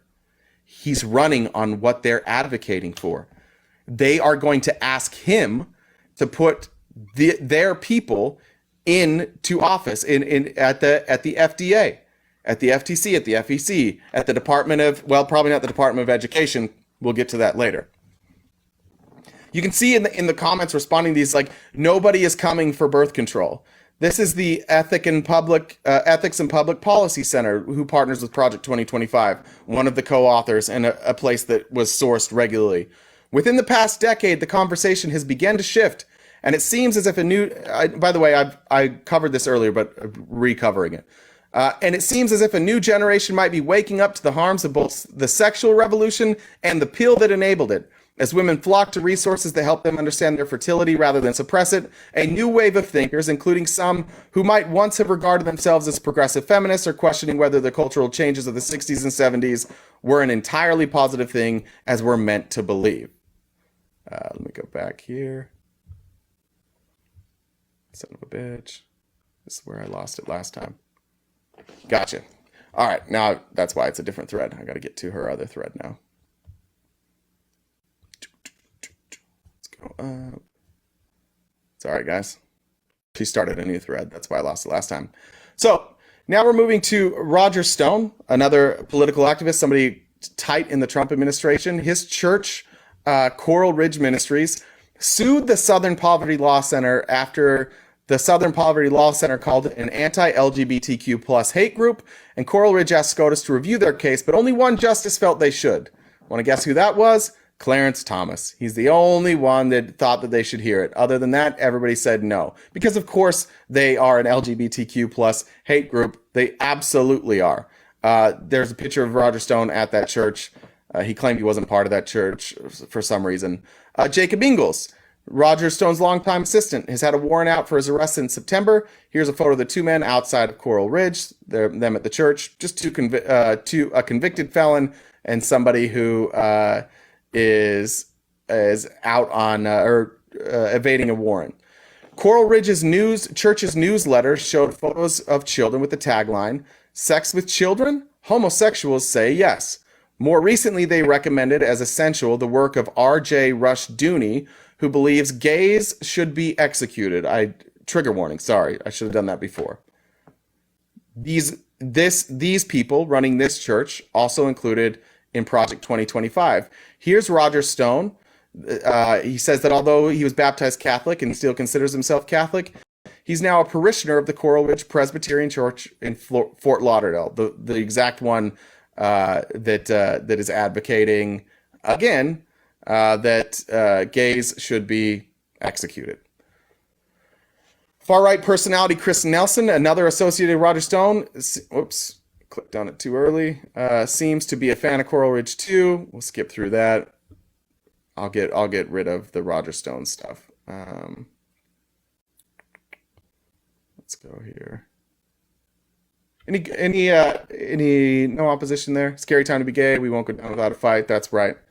I love that. It is a scary time to be gay. It is a scary time to be a woman. It is a scary time to be gay, which is pretty shocking. I've told this story before, but I just when Romney lost to Obama, I was at O'Hare, and they called the race while I was in O'Hare, and this lady just went. I had a Romney shirt on. This lady came up and just yelled right in my face, "Now the gays are going to get married. Fuck you." I was like, at the time it bothered me, but looking back, I wish I could remember that lady and just give her a hug, because it was hilarious. But like there was celebrating. And when Obergefell was ruled on they were celebrating, and it was like finally like the end to this, finally the end to the marriage persecution of gay people. And here we are now in 2025. They're saying we have to undo that. We've got to get rid of that. Look, DJ, I see you, buddy. I see you. I'm covering her reporting. So if you have something to add, throw it in the comments, please, and we can address it there. Fuck, let me find the spot here. All right, there we go. All right. So now this is Tony Perkins. He's a Christian fundamentalist, also on the board of the Southern Baptist Convention, who, surprise, surprise, they work with the Heritage Foundation, saying, where are those voices heralding separation of church and state? Department investigating the Southern Baptist Convention for handling of sex abuse cases. This is where it gets fucked up. So Southern Baptist Convention has been accused of basically burying multiple sex abuse investigations. In 2019, an investigation found 700 victims, many of them children, of alleged sex abuse by leaders in the Southern Baptist Convention, America's largest evangelical denomination.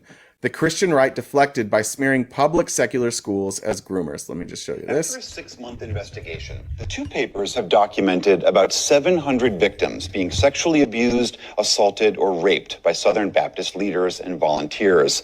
Many of the victims were children, some as young as 3 years old. In addition to these violations, some teenage and adult victims were then shunned by their church. Others were told to have abortions. The paper also details church officials brushing aside repeated warnings of trouble. Some leaders who were convicted of sex crimes and officially listed as sex offenders were later able to return to the pulpit. One still works with teens in Houston today. The Houston Chronicle's Robert Downen is one of the 3 reporters on this series, and he joins me now. Robert, thank you very much for doing this, and just kudos to this really remarkable and horrifying bit of reporting that you guys have done. I don't want to dwell too much on this, but I wonder if you could start off by just giving us a little more sense of the types of crimes that we're talking about here. We looked into 20 years worth of allegations. A lot of those involved, sexual assault of minors, solicitation of minors online. Among the many cases we found involved youth pastors who were kind of using the technology that they have now to, kind of groom victims in youth groups, sometimes for sex, other times for, sending them nude photos. We've found many cases in which people were convicted for child porn. So really, as far as the scope of crimes, it's pretty broad, what we found. So. And how did you go about? That was the end of that. All right. So keep in mind the people that are worried about the purity, the sexual purity and the forced sexual purity, specifically of women, and the ability of us to decide whether or not women can have children. These very people are the people covering up the abuse of, again, over 700 victims. Same people. The Justice Department is investigating them currently. I don't know if there's anything I need to add there. I probably won't. CBS Evening News exclusively learned that the federal investigation into abuse inside the Catholic Church has expanded to multiple states. The DOJ issued subpoenas to 7 dioceses. Again, is it Kevin Arthur? I keep wanting to say Kevin Arthur. It's not Kevin. Whatever Kevin's name is. Devout Catholic, and then moved into this Southern Baptist Convention. This is Christian right leader Paul Weyrich, again on the board, another person that's mentioned as a thank you with Project 2025, talking about, he said that the opposition to abortion was not the precipitating cause of evangelical political activism, but rather Carter's intervention against Christian schools trying to deny them tax-exempt status on the basis of so-called segregation. Another element of Paul Weyrich's statement merits closer examination. Looking back on the formation of the religious right, Weyrich insisted that opposition to abortion was not the precipitating cause behind evangelical political activism. His alternate explanation reads as follows. What changed their mind was Jimmy Carter's intervention against Christian schools. trying to deny them tax-exempt status on the basis of so-called de facto segregation. Here, Weyrich displays his genius for political maneuvering and chicanery. The Internal Revenue Service had initiated its action against Bob Jones University in 1970, and they informed the school in 1975 that it would revoke its tax exemption, which it finally did on January 19th, 1976. Jimmy Carter was still running for the Democratic nomination when Bob Jones University received that news. And he was inaugurated president on January 20th, 1977, precisely 1 full year and a day after the IRS finally rescinded the school's tax-exempt status. And yet, according to Weyrich, it was, quote, Jimmy Carter's intervention against Christian schools that precipitated the rise of the religious right. I think that's important to note, is that for decades now, people have been warning about the Christian right and warning about their attacks on the LGBTQ community, on women, like stuff that 3 years ago, I think that most of us, and at least me, would have been like, yeah, they're not going to undo that. Now we've got Paul Weyrich saying, yeah, look, the Christian right, what really pissed us off, what really turned us into activists, what really got us going, is when you told us we couldn't that we couldn't be tax exempt if we didn't allow black people in our schools. Again, in the 70s, the 1970s. That's what really kicked this whole shit off. So the question is, now the question can be asked, and I think you can honestly say, do we know that the people behind Project 2025 don't want to undo the rights for Black Americans? Turning Point USA, Charlie Kirk, he seems to be on a pretty consistent attack on the things, on the civil rights movement, on DEI, on what was the what do you call it for the schools? Somebody help me out. Brown versus Board of Education. Yeah. Why can't I come up with that word? I apologize. Yeah. That's what they were mad about. And at this point, they're acknowledging that. They're acknowledging that that's what kicked this whole thing off. This is, they got mad when we called them white nationalists. And it was like, it felt to me at least that, okay, if I want to be accurate, I want to say Christian nationalists. But now you're looking at these same exact people and you're like, oh wait, they're also white nationalists. The people in charge of Project 2025 are unabashed white nationalists. This is who they are. They want a white ethno state, and they want women to do what they're told. They want to restore the patriarchy, but have it be led only by Christians. They want to eliminate democracy. They have no interest in democracy anymore. They're openly saying, we want Christian nationalism. And by the way, start thinking about the other shit, the crazy shit in the Bible that for decades, like Christians have been like, we don't really believe that. That was just in the Bible. Think about all the craziest shit you can think about in the Bible. All the stuff that they've justified that they said was a product of their times. They used those arguments to justify slavery. They used those arguments to justify the Salem witch trials. What do you think they're going to do what do you think they want to do to atheists? What do you think they want to do to what they call secularists? What do you think they would like to do about educators? Well, they're going to get rid of the Department of Education. They're saying that right now. No more Department of Education. We're not doing that anymore. No Department of Health and Human Services, which means the FDA. The FDA. We don't want HHS to control the FDA because we need the FDA to ban these drugs. Like what? Where's the conservatives? Give me the argument. Give me the counter argument here. You guys love coming up and talking when it's like, oh, Joe Biden is old. You'll get up all day and you'll talk about that shit. But this is your people.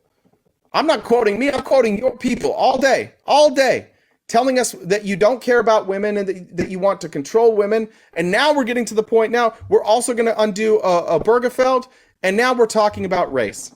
Now we're talking about the true intentions. You said, oh, well, it's not fair. DEI is unfair.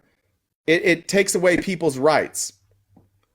Seems like this whole thing started by the United States saying you don't have the right to discriminate, and you're like, fuck that, we get to discriminate. And you've been fighting for your right to discriminate ever since. And this is the closest the right has ever gotten to Christian nationalism. When I say 2024 is the most important election of our lifetime, I mean it. It's possible that it's the most important election in this country's history. I would have to think about that. But it's entirely possible. We are talking about fundamentally undoing the Constitution, fundamentally undoing democracy, and handing the powers over to Christian nationalists. Why the fuck do you think Republicans are lining up to kiss Vladimir Putin's ass? Why do you think we're doing that? Let's talk about who was at CPAC.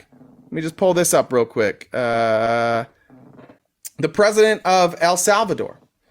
His name is, what is his name? Nayib Bukele. I don't know if I'm saying that right. He was just a speaker at CPAC. Does anybody know what's going on in El Salvador? Right-wingers are talking about El Salvador. El Salvador had the highest murder rate. I don't know if it was in the world, but I know for sure in Central and South America, it was the highest rate. I know across, or maybe just across Latin America is what it was. Their rate when he took office was 38 per 100,000. And that number is down to 7.8. So he has massively decreased the homicide rates in El Salvador. Sounds great, right? You know what they also do? They incarcerate more people than any other country in the world now. I think their rate is higher than ours. The crackdown that Bukele has led on organized crime has all but dismantled the infamous street gangs that terrorized the population for decades. Great. It also exacted a tremendous price on Salvadorans' human rights, civil liberties, and democracy. Since March of 2022, when Mr. Bukele declared a state of emergency that suspended basic civil liberties, security forces have locked up roughly 75,000 people. A staggering 1 in 45 adults in El Salvador is now in prison. 1 in 45 adults is now in prison. Other leaders in the neighborhood are taking notice and have debated adopting many of the same drastic measures to fight their own criminal violence. But even if they wanted to make the trade-off that Mr. Bukele's government has, making streets safer through methods that are blatantly at odds with democracy, they aren't likely to succeed. The conditions that enabled Mr. Bukele's success and political stardom are unique to El Salvador and can't be exported. El Salvador, which transitioned recently to a democracy in the 90s, has veered off that path. Mr. Bukele, now here's where you'll say, like, this is exactly Project 2025. This is why they worship people like this. You have an opportunity to point out that he dropped the murder rate. Not one person at CPAC mentioned that 1 in 45 El Salvadorans are locked up. Where was I? There we go. The nation of 6.4 million is run as a police state. Soldiers and police officers routinely whisk citizens off the streets and into prison indefinitely without providing a reason or allowing them access to a lawyer. There are credible reports that inmates have been tortured. Government critics told us that they have been threatened with prosecution, and journalists have been spied on. Even last Sunday's vote is under a microscope after the transmission system for the results of the preliminary vote count collapsed in a highly unusual manner. All right, let's talk about this.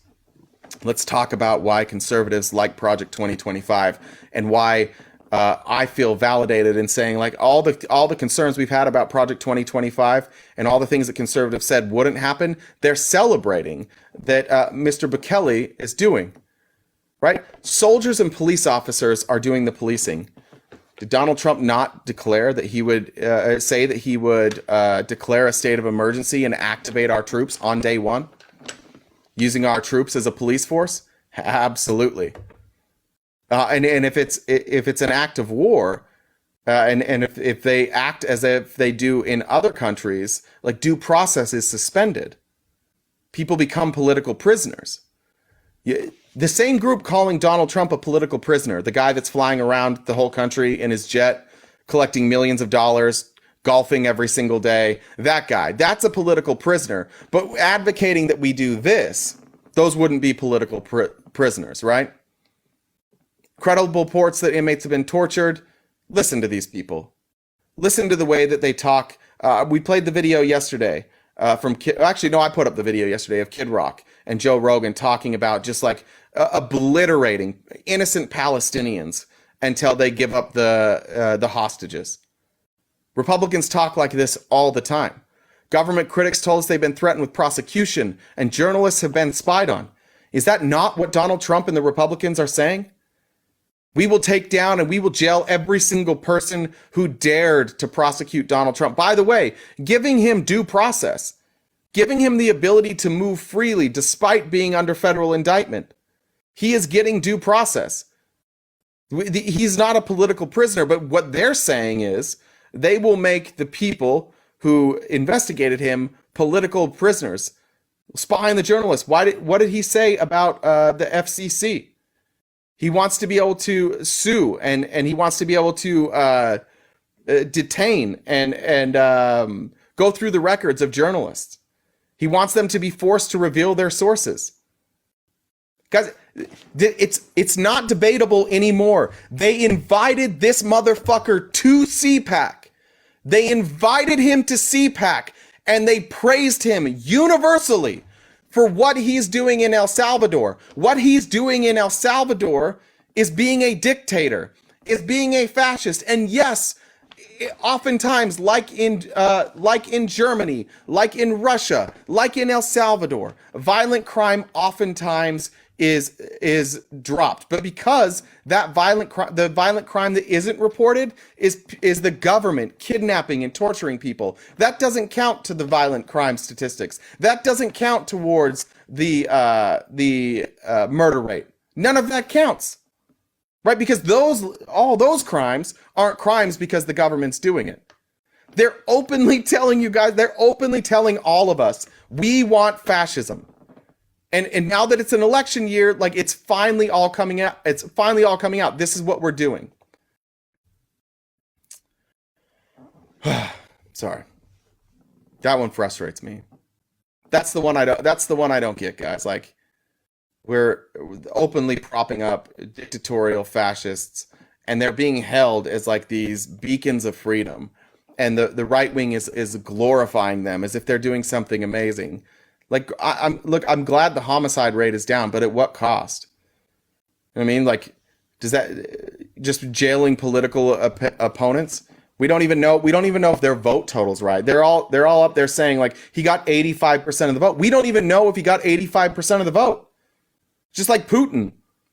We don't know what how would we ever check that the numbers that they're saying are true? We'd have no idea. We would have no idea if anything they're saying is true. All right, let me get back to this. Let me find where I was at. Sorry.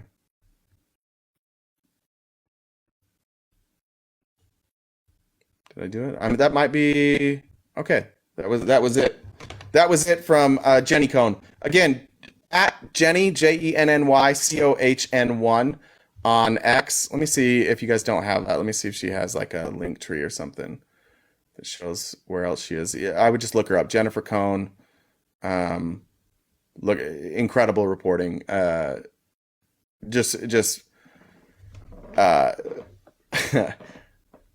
Clearly laying out that this is fascism. And I'll tell you, look, no conservatives showed up today. Remember yesterday? Yesterday, conservatives showed up. When we just share regular ass news stories, they show up. There's no defense for this. Cohen, C-O-H-N, not Cohen. I think it's Cohen, C-O-H-N. They're not going to show up and debate this shit. They don't even know. But when they do find this out, this is the sad part about our conservative friends, is when they find this stuff out, they're going to pretend that it's not possible. That's what Ben Shapiro's doing. Ben Shapiro's out there like, well, I know what it says, but I believe in our democracy. I believe in the core tenets of our Constitution. I think this is impossible with our Constitution. No, it's fucking not. They told you how it's possible. They're going to bypass the Constitution. They're going to take over the administrative state, and then they're going to try to end democracy and replace it with Christian nationalism. They're saying it. No, I didn't debate Mod yet, but I think we're close. I think we have probably settled on a moderator, which is Jesse, which is Booga Goon. Is that what it is? Somebody can tell me. I can't remember what his is. Wanted to read a couple comments. Again, we're participating in CoinCot through the end of the month. So the only way we're able to get donations, which full disclosure, guys, I fucking hate doing this. But we do rely on that. Felice and I, this is what we do full time. We do rely on the generosity of those who give gifts. If you'd like to send a gift, I will happily read any comments that you send with it. From Jackie, MAGA is a hate cult against women. They're absolute trash. Agreed. From Ben, Mary F. Banish, Tim Pool, Jack Posobiec, Ben Shapiro. Oh boy. Posobiec's getting the ban. I'm going to take Tim Pool's virginity, and I'll marry Ben Shapiro, and then I will divorce him because no-fault divorce is still allowed, and I'm taking half that money. There we go. That was Ben. And Rich said, hope that Felice will be here tomorrow. Just kidding. I love listening to you guys. I hope Felice will be here tomorrow, too. I always hope that. And did I cover this one? I believe so. Isn't that crazy how when I look down, I disappear? You can, if you have Venmo or Cash App, that's the Cash App, that's Venmo. Or if you have PayPal, there's no way to comment, so I don't read those. But there's, in my link tree, there's the tip jar, which is through PayPal. Do I have any more? Okay, I think that's... I have a notification, but it's not pulling up. I don't know. It might not just be showing me on Cash App.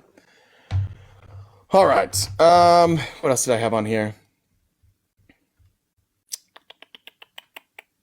What was this one? Now I've forgotten what I even wrote down. Okay, we covered that one. Covered Jon Stewart. Covered the House. Oh yeah, we didn't cover this one yet. All right. So yesterday, shit, that's the wrong one. We focus on real issues. We focus on real things affecting our country. House Republicans are doing exactly what House Republicans you would expect House Republicans to do, and they tried to pass a bill in the House. 120 Republican congressmen voted for it to try and pass a life at conception bill. What that would mean is that they believe that life it basically goes along with the Florida or the Alabama ruling that all life begins at conception. Mike Johnson, one of the 125 House Republicans and the Speaker of the House, went out and did a press conference. This act, the Life at Conception Act, defines a human being to include all stages of life, including the moment of fertilization. That would include a frozen embryo, and there is no exception for IVF. Meaning, for those of us who have done IVF, for those of us who may still have embryos, this law, thank God it didn't get through. But if that did go through, I would have a real tricky situation on my hands. Is that we still have 2 embryos, and the plan I think is to donate them to science, but we wouldn't be allowed to do that. I would have to probably just fund them to stay frozen until I'm no longer here, and then I don't know what happens, or choose to have those babies. But as Project 2025 has told us, like, surrogacy's out of the question. So that would mean myself and my ex would have to, like, she would have to carry those embryos again. Like, no exception. Incredible that Republicans are this tone deaf. And as negative as this has been today, here's what I do want to say. The fact that Republicans can't defend this, the fact that they can't get a majority vote, the fact that even people like Tommy Tuberville are showing up yesterday and be like, oh, I don't know about this bill. The fact that this is happening and the fact that they keep trying to advocate for these policies does give me hope that Donald Trump will lose in spectacular fashion and that these policies won't be implemented. But with that hope, we can't sit back in this year. Like, do we want to sit back after this year and say, like, you know what I didn't do? I didn't go out and I didn't help. I didn't donate to campaigns where I could. I didn't volunteer where I could. I didn't talk to my family about these issues. I didn't share information with people. I didn't advocate hard enough, and Donald Trump won, and here we are. Like, we cannot, for the sake, and especially for those like myself, where this is not a direct attack necessarily on me, like, for the sake of everybody and for equity and for equality, all of us need to speak up. All of us have to vote. And we should be doing everything we can to convince those who don't want to vote or who don't want to vote for Joe Biden to vote for Joe Biden. And that includes those on the left. And I'll specifically call this out. And I don't mean to be pithy, and I don't mean to say that, like, what's happening in Israel and Palestine isn't important, because clearly it's important. Okay? But we have two candidates who don't seem to want to do anything about the violence that Israel is perpetuating on Palestine. It's true. Do I think Joe Biden is more likely to do something about it? Yes. Can I stomach more of those videos? I don't think so. Does it break my heart every time, like, I see children who are no longer with us, and you see those pictures and those videos? Absolutely not. Okay? I recognize that there is more that Joe Biden and the Democrat Party should be doing. But do we forfeit the future of our country and the rights of those that we love for that? I don't think so. And that sucks. It fucking sucks that that's reality. It sucks that the reality is that no matter who we vote for, we even if Joe Biden does something about it before the election, and I hope he does, but even if he does, he let it go on for far too long. He did nothing for far too long. Democratic, thank you. Even when police isn't here, police is here. Thank you, guys. I'm never going to learn. I swear to God, I've tried so hard. But those are the types of difficult conversations we need to have with each other, and we need to have those conversations in the most civil way that we possibly can. Because the truth is, like, they're both bad on Palestine, but one of them is advocating that we fundamentally change our country, and millions and millions and millions and millions of Americans lose their rights and their freedoms. So that's all I'd say is try and have those conversations where you can. I may be running out of stuff. What didn't I get? What was this one? Oh, okay. So then Nancy Mace, one of the people who has voted for that god awful Republican, what did we call? What's it called? The life of. She says Life of Conception Act, but like Life at Conception Act, I think is what it is. Some people are getting knocked for signing on to the Life of Conception Act, but that act doesn't do anything to ban or prohibit access to IVA. And God bless community notes on Twitter. The one thing that Elon did well that has backfired spectacularly. The Life at Conception Act says that the term human being includes all stages of life, including the moment of fertilization. That includes IVF and include the discarding of fertilized eggs. So it does include IVF. And Nancy Mace is either lying or she doesn't know what the fuck she's voting for. And I don't know that either one of those. I don't know that one is better than the other. I don't know which one of those would be better than the other. I guess stupid. I guess if she's wrong, if she's just dumb, then maybe there's hope for her. I'm starting to think I can't fix Nancy Mace. Opposition, feel free to jump in the box. Here's Byron Donalds, also voted for it. does not have any clue what he just signed. Or he's lying. You guys can decide. Said IVF is something that is so critical to a lot of couples. It helps them breed great families. Just want you guys to hear that again. To a lot of couples, it helps them breed great families. Our country needs that. All right, let me ask you now about Ukraine. Okay, so he signed that bill. He said IVF is important to couples because, one, it helps breed great families. It's a fucking weird way to say that. But he just voted against a bill that would eliminate IVF, right? Or at least the protections for a lot of people with IVF because you have multiple embryos. So now your choice is like, do you only fertilize one egg? Danielle laid this out, but sometimes during IVF, they're going to put multiple fertilized eggs in. When we did it, it was just one, but a lot of times it'll be multiple. So you either have to now decide if you're going to get multiple eggs, because you don't want to do that process all the time, right? It's very expensive.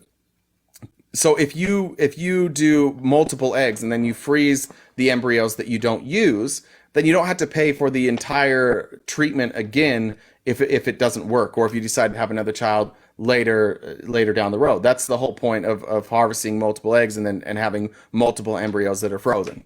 It saves you money. It obviously saves time, and that's what's at risk here. Like it is.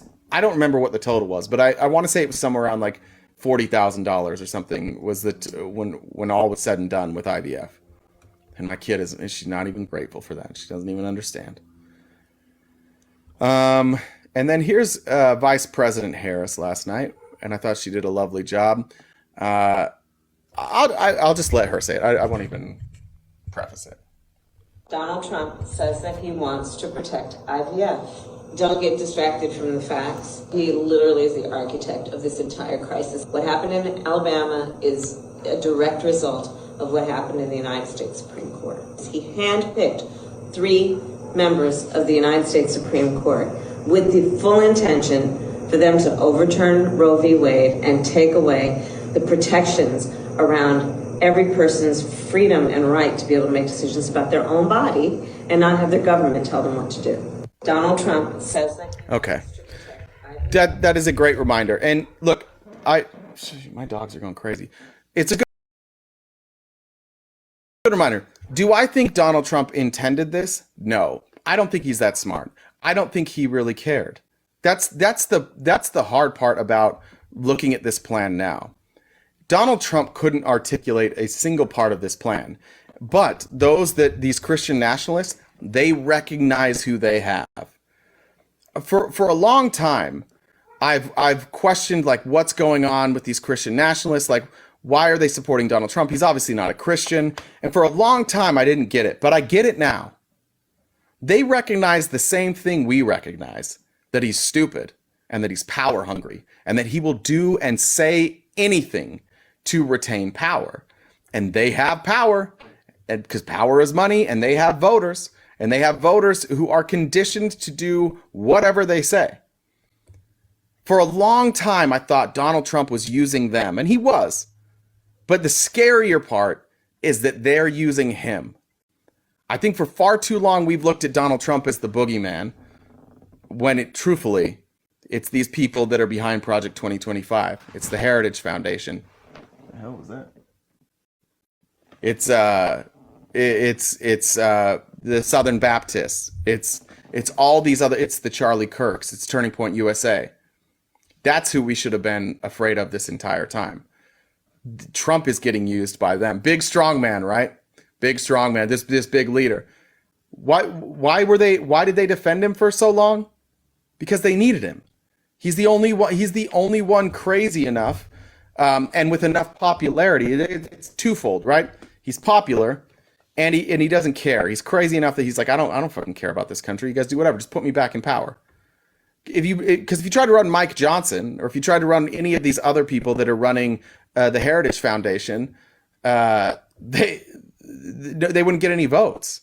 Nobody knows who they are. Nobody would care about them. Jay, check what your dogs are barking at. They're done barking now. I don't know what's going on out there. Sounds like maybe landscapers. Not sure. Anyways. I just wanted to point that out. that Trump has been cucked by these folks too. Let me read a couple messages here from Elena for love ya. Oh, I love you too, Elena. Thank you. And from Laura Lee. Son of a bitch, didn't pull that up. Great live today. Thank you, Laura Lee. Let me go over to Venmo, make sure I didn't miss any there. There's one.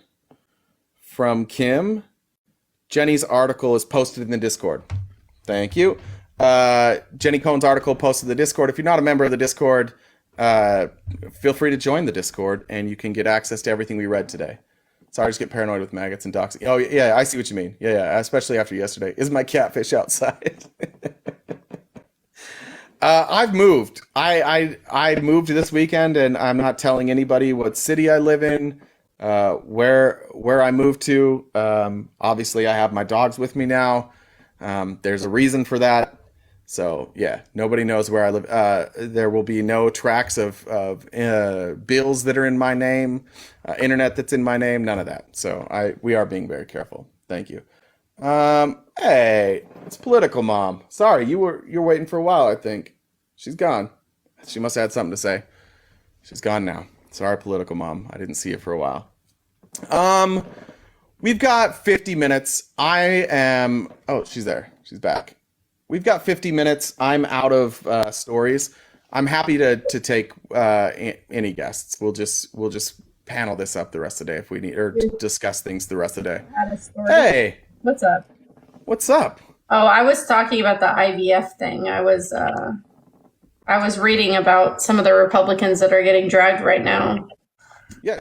What do you got? Tell me about it. Okay, so then there's Michelle Steele. She's in California. She's now getting dragged because she's actually sponsoring a bill that bans abortion and IVF, but she also had her children from IVF. You're kidding. Yeah. No. Brilliant.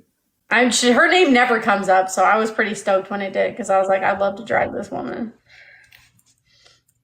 No, she's out there with Nancy Mace. She's getting dragged right now. She also rejects Marriage Equality Act. Mm-hmm. Okay. Oh, she's an out there lady. Well, yeah, why do you think they're all coming out? Like, a lot of these people have been in office for a while. Like, it's so bizarre to me that, like, now they're all coming out. It's weird that they think this is their moment. I feel like they should have waited until after the election. Are they just, like, premature? So it feels I'm glad they're doing it now, but it seems this isn't going to be popular. No, this is their mistake that they did last time. So they were supposed to reverse it. So Roe v. Wade was supposed to happen right before the election. So it didn't have enough time to get people angry. Then they messed up and they did it first. And so now I don't know why they thought it was a good idea to do it this way again, because now we have momentum again going into there's nothing they could justify to do this. So there's a bill that Patty Murray, Larson, Duckworth, and Jacobs reintroduced back to the House floor. So they reintroduced it in September of 23, but now they're pushing for a vote to happen for it. And it's to protect fertilization treatment and IVF and for to help veterans start families. What does that mean, like, protect it? What are they protecting? So they want to stop people from being able to ban IVF federally or in any states. So, like, their whole thing was to do this. So now they're calling on Mike Johnson to have a vote on the House floor. That'll go well. This is probably the same 120 people. It will be interesting, though, what's happening, because their push is pretty... I mean, they've been pushing for... It also includes veterans. So, I mean, it would be hard for the Republicans to fuck over veterans again, but yeah. You never... That's insane. They could do it. Well, you love to see it. Love to see him get trolled. Anybody else? I mean, well, there's always Nancy Mace, but she's already getting dragged. I mean, what McCarthy's doing to her is already affecting her. I don't, this is a blow she can't take. Katie voted for Patty Murray. I like these comments of they're not getting us again. I like that. No, they're not getting us again with this. Like, it's just, it's funny because I've been in a lot of lives lately and a lot of the men don't like you to talk about guns and stuff. They're like, why should you speak about weapons? You're just a woman. But they have everything to say about my reproductive health care. Wait, do they? Is that a Republican view that women can't handle firearms? Is that so stupid? Oh God, they're real dumb. with them lately. It's one of the dumbest cults. Somebody said Kristi Noem is getting dragged in her own state. You know anything about that? Yeah, Kristi Noem, she's like Boebert dumb. She is. He's one of the people that I hope he picks as like a vice president because it can't go well. Like there's a bunch of them that I think will go well. Tulsi Gabbard on his list was pretty shocking to me because I did not think she was going to be on the list. Well, look, I think he takes suggestions of who to put on the list, and I'm sure Vlad gave him a call and said, "Hey, put our girl Tulsi on there. Putin loves himself some Tulsi Gabbard. That's a Russian asset right there." So that might have just been like a nod to Vladimir Putin. Like, we'll put one of your people on. Yeah. Did you see James Comer and Jared Moskowitz troll James Comer last night? I'm trying to remember. I did, and I don't remember what it is. I remember he said like how to say Smurf in Spanish or something, Yeah, right? they Russian translated his entire spiel so that their people would best be able to read it. Wait, Comer put it in Russian translate? Eric Swalwell and Jared Moskowitz put it in Russian and said, "This is to help all of your followers best understand what you're saying." Oh, gotcha. I did see James Comer like walking back this what's his Smirnoff, and they're like, he's like, this was never. It was really about the bank records. It's the bank records that are proving this case. It's like, no, but your bank records didn't prove anything. So yeah, I've really enjoyed James Comer. I said this from the start when they rolled out James Comer for impeachment. It was a sacrificial lamb. It always was. Nobody rolls out James Comer to win something. They roll him out because they're like, we don't give a shit if we lose him. Like, if James Comer gets smeared, it's no skin off our back. Nobody cared about him before. Nobody's going to care about him after. Yeah, he was the sacrificial lamb. No, and he just had Jim Biden there, and it didn't really turn out very much. Surprise, surprise. His two witnesses before that said weren't giving him what he wanted. And then he hasn't really been touting the fact that he's supposed to be doing Hunter Biden's deposition. I thought he'd be touting that tremendously. I can't believe they're not giving up. I can't believe they're not giving up. This is crazy. They're never going to give up. This is like the legacy of James Comer and Jim Jordan. Like, they have nothing left. Like, this is all they got. I don't really think there's much left for them. I'd be surprised if Jim Jordan makes it very far. I heard that McCarthy's putting him on the list. Oh no, the shit list? Yeah, the McCarthy list. I love that list. It's my favorite list. Sorry, James. I guess you can go back to your hunting reserve that you live on.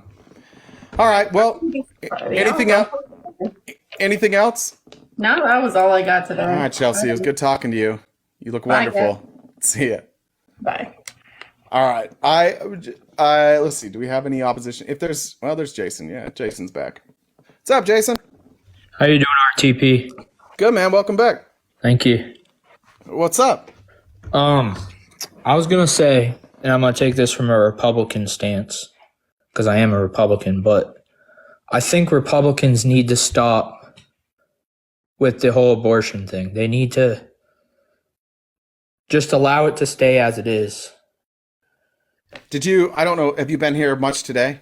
Yeah, I saw you listening. Okay. And I heard were you you listening talking about it.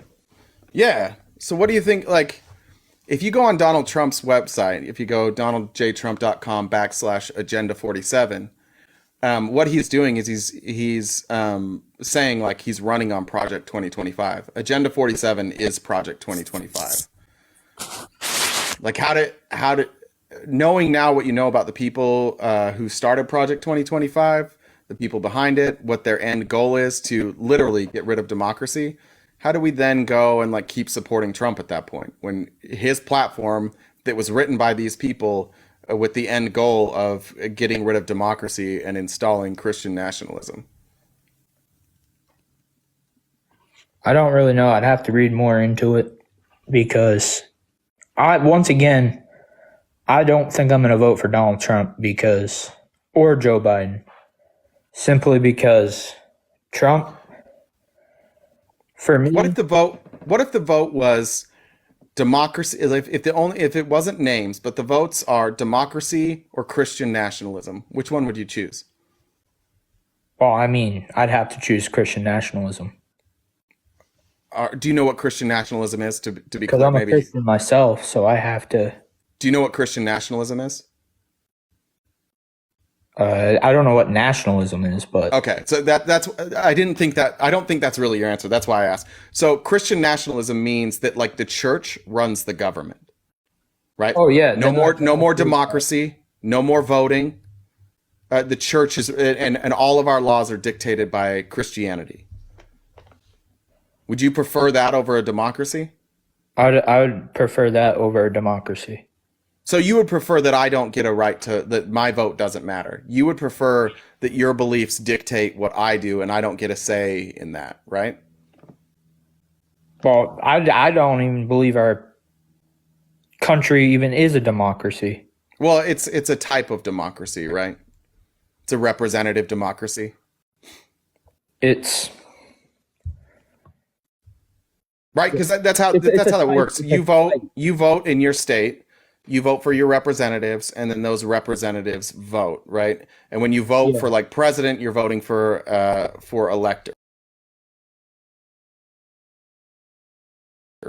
right? People who will cast your state's electoral votes. Like it's not a direct democracy where it's just total vote, but it is a type of democracy where like voting matters.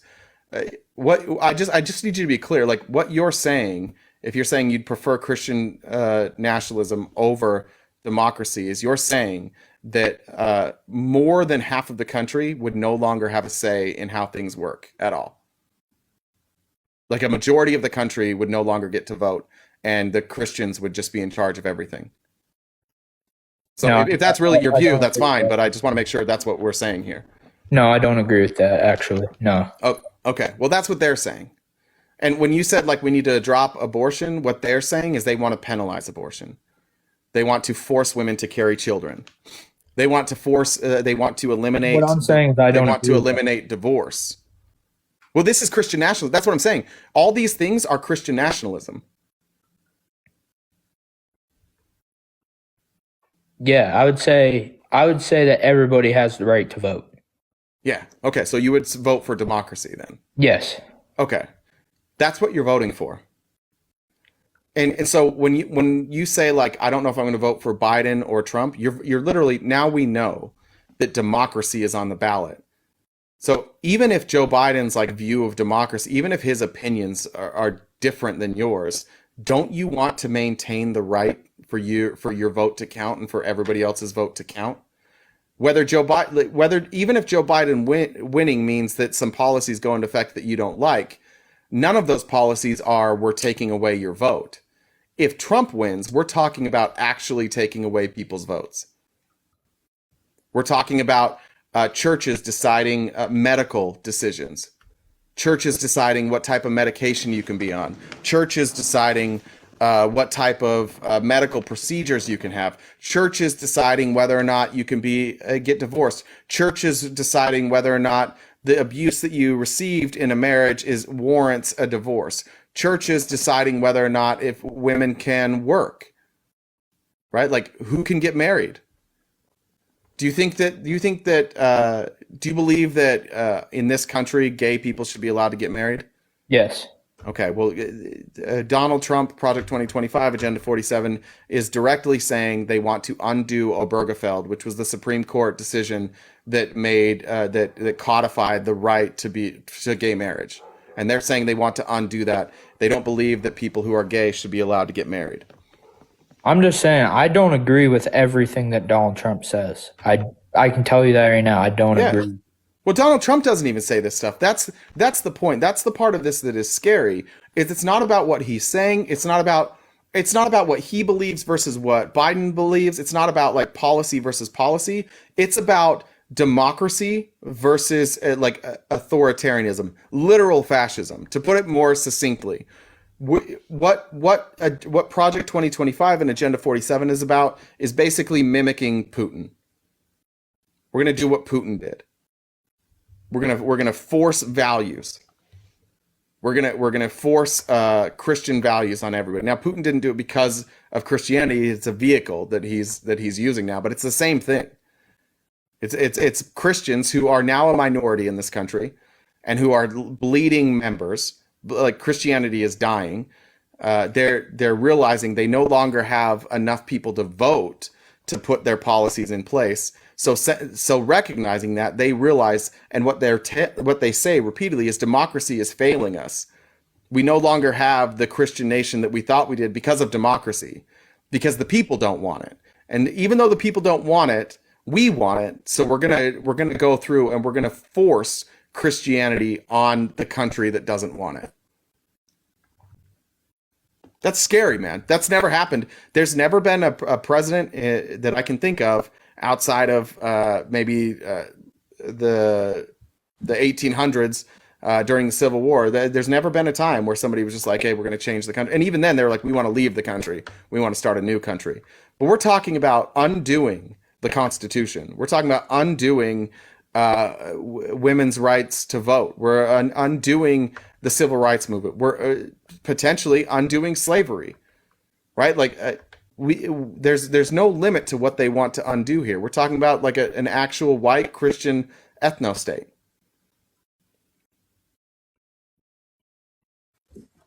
Yeah, I agree with what you're saying. And I'm just saying, like, as an American, sometimes we have to set aside the stuff that we want.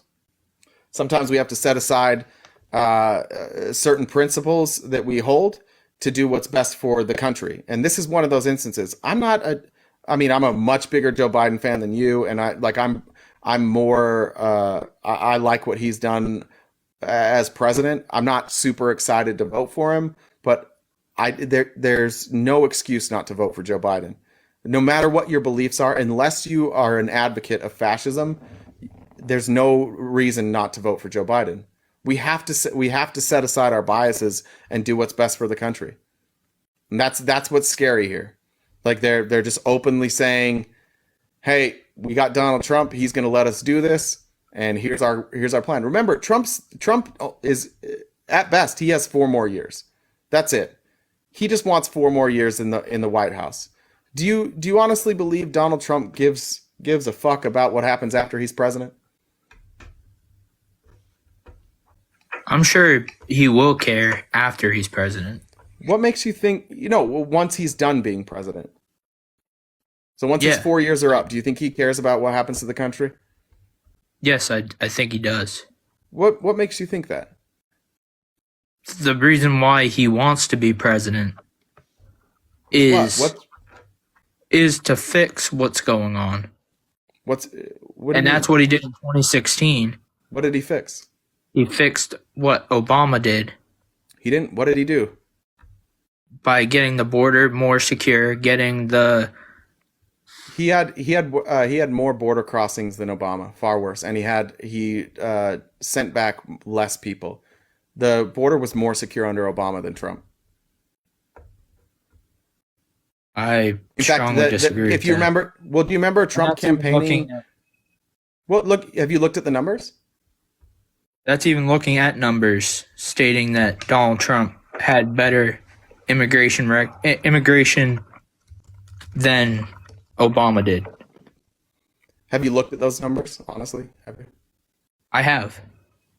Okay, so then you understand that in 2019, when Trump was president, those numbers went up 500%, right? I did not see that when I looked at the numbers. You didn't see the massive spike in 2019? No, I didn't. Okay, so from Obama, when Obama took over, this is monthly border crossings. When Obama took over, we're around like 100. This graph's hard to read, but I'm going to say around 115,000. By the time he left office, which was 2017, it was down to roughly, I'm going to say 35,000. So he took it from 120,000 to 35,000. Now that right after he left office, we had a little spike and then it dipped down to around 16,000. And then that's shot up to 132,000 in May of 2019. Higher than at any point of Obama's presidency. Again, when he took over, it was around 100. No, it was under 100,000. Excuse me. When he took over. So Donald Trump had worse numbers than Obama on the border. And what happened is, just so you know, like in leading up to 2019, American oil companies wanted to go to Venezuela. They wanted to go into Venezuela and drill oil and privatize it. But in Venezuela, the oil is nationalized, meaning like the country keeps the money. That's how they pay their bills. It's 90% of their economy. Well, Trump was trying to work a deal, and the next they were having an election, and Donald Trump wanted one person. I'm bad at names. He wanted one person to win, and that person was going to allow U.S. drilling. Well, that person didn't win. So Donald Trump supposedly sent in a team of operatives to stage a coup. Those operatives were caught. And so in response to that, after those operatives were caught, Donald Trump imposed sanctions on Venezuela. And he said, we're not buying any more of your oil. And that was 50% of we bought 50% of their oil. That means if 90% of their economy is oil and we stopped buying it, and that's 50%, that their economy completely collapses. So what you see in May of 2019 following that is a bunch of people from Venezuela showing up at our southern border because they had no money, they had no jobs, there was no food. The government of Venezuela couldn't help them because they rely heavily on oil and we stopped buying it. It also raised the price of our own oil. Donald Trump started this border crisis. This all started under Donald Trump. Then you see a massive decline in border crossings down to almost zero. It's down to 16,000. But that was during COVID, right? When nobody was leaving, he was able to get emergency authorization to shut down the border. And basically, as soon as that policy ended, we were right back on that trajectory. And we've continued to see that ever since. So Donald Trump did not do good on the border. He said he was going to build a wall. He built like 13 or 17 miles of wall. I can't remember what it is. Under 20 miles of wall. He said Mexico was going to pay for the wall. That didn't happen. He said he was going to stop these jobs leaving our country. What's up? Actually, he built more than 500 miles of wall. It wasn't 17 to 20. He just says that. That's a lie. He built roughly literally the wall. No. Let me explain. What he did is we already had barriers there.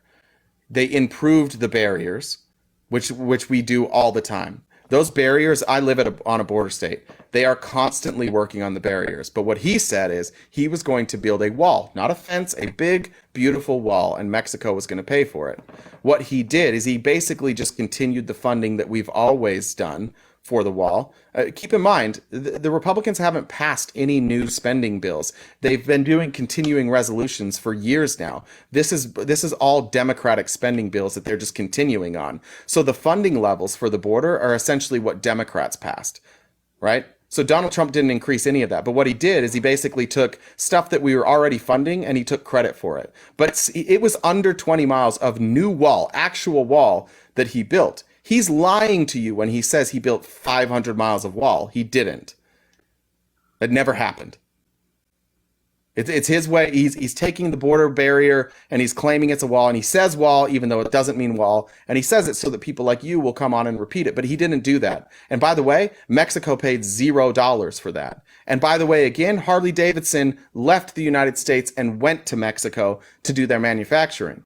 He lost manufacturing jobs to Mexico. He lost net manufacturing jobs. Nothing he said about what he was going to do with international trade and with the border, he actually do. He didn't accomplish any of that. And then his numbers were worse than Obama's on the border, and he started this current border crisis. And he's the reason we still have a border crisis, because he won't allow Republicans to vote for a spending bill that not fixes, but addresses the problems at our border and tries to get it under control. He is uniquely responsible for all of this, but he's so good at convincing Republicans that he's the good guy and Democrats are the bad guys that he can lie right to your face, and you'll come on here and you'll repeat it, despite the fact that it's universally untrue.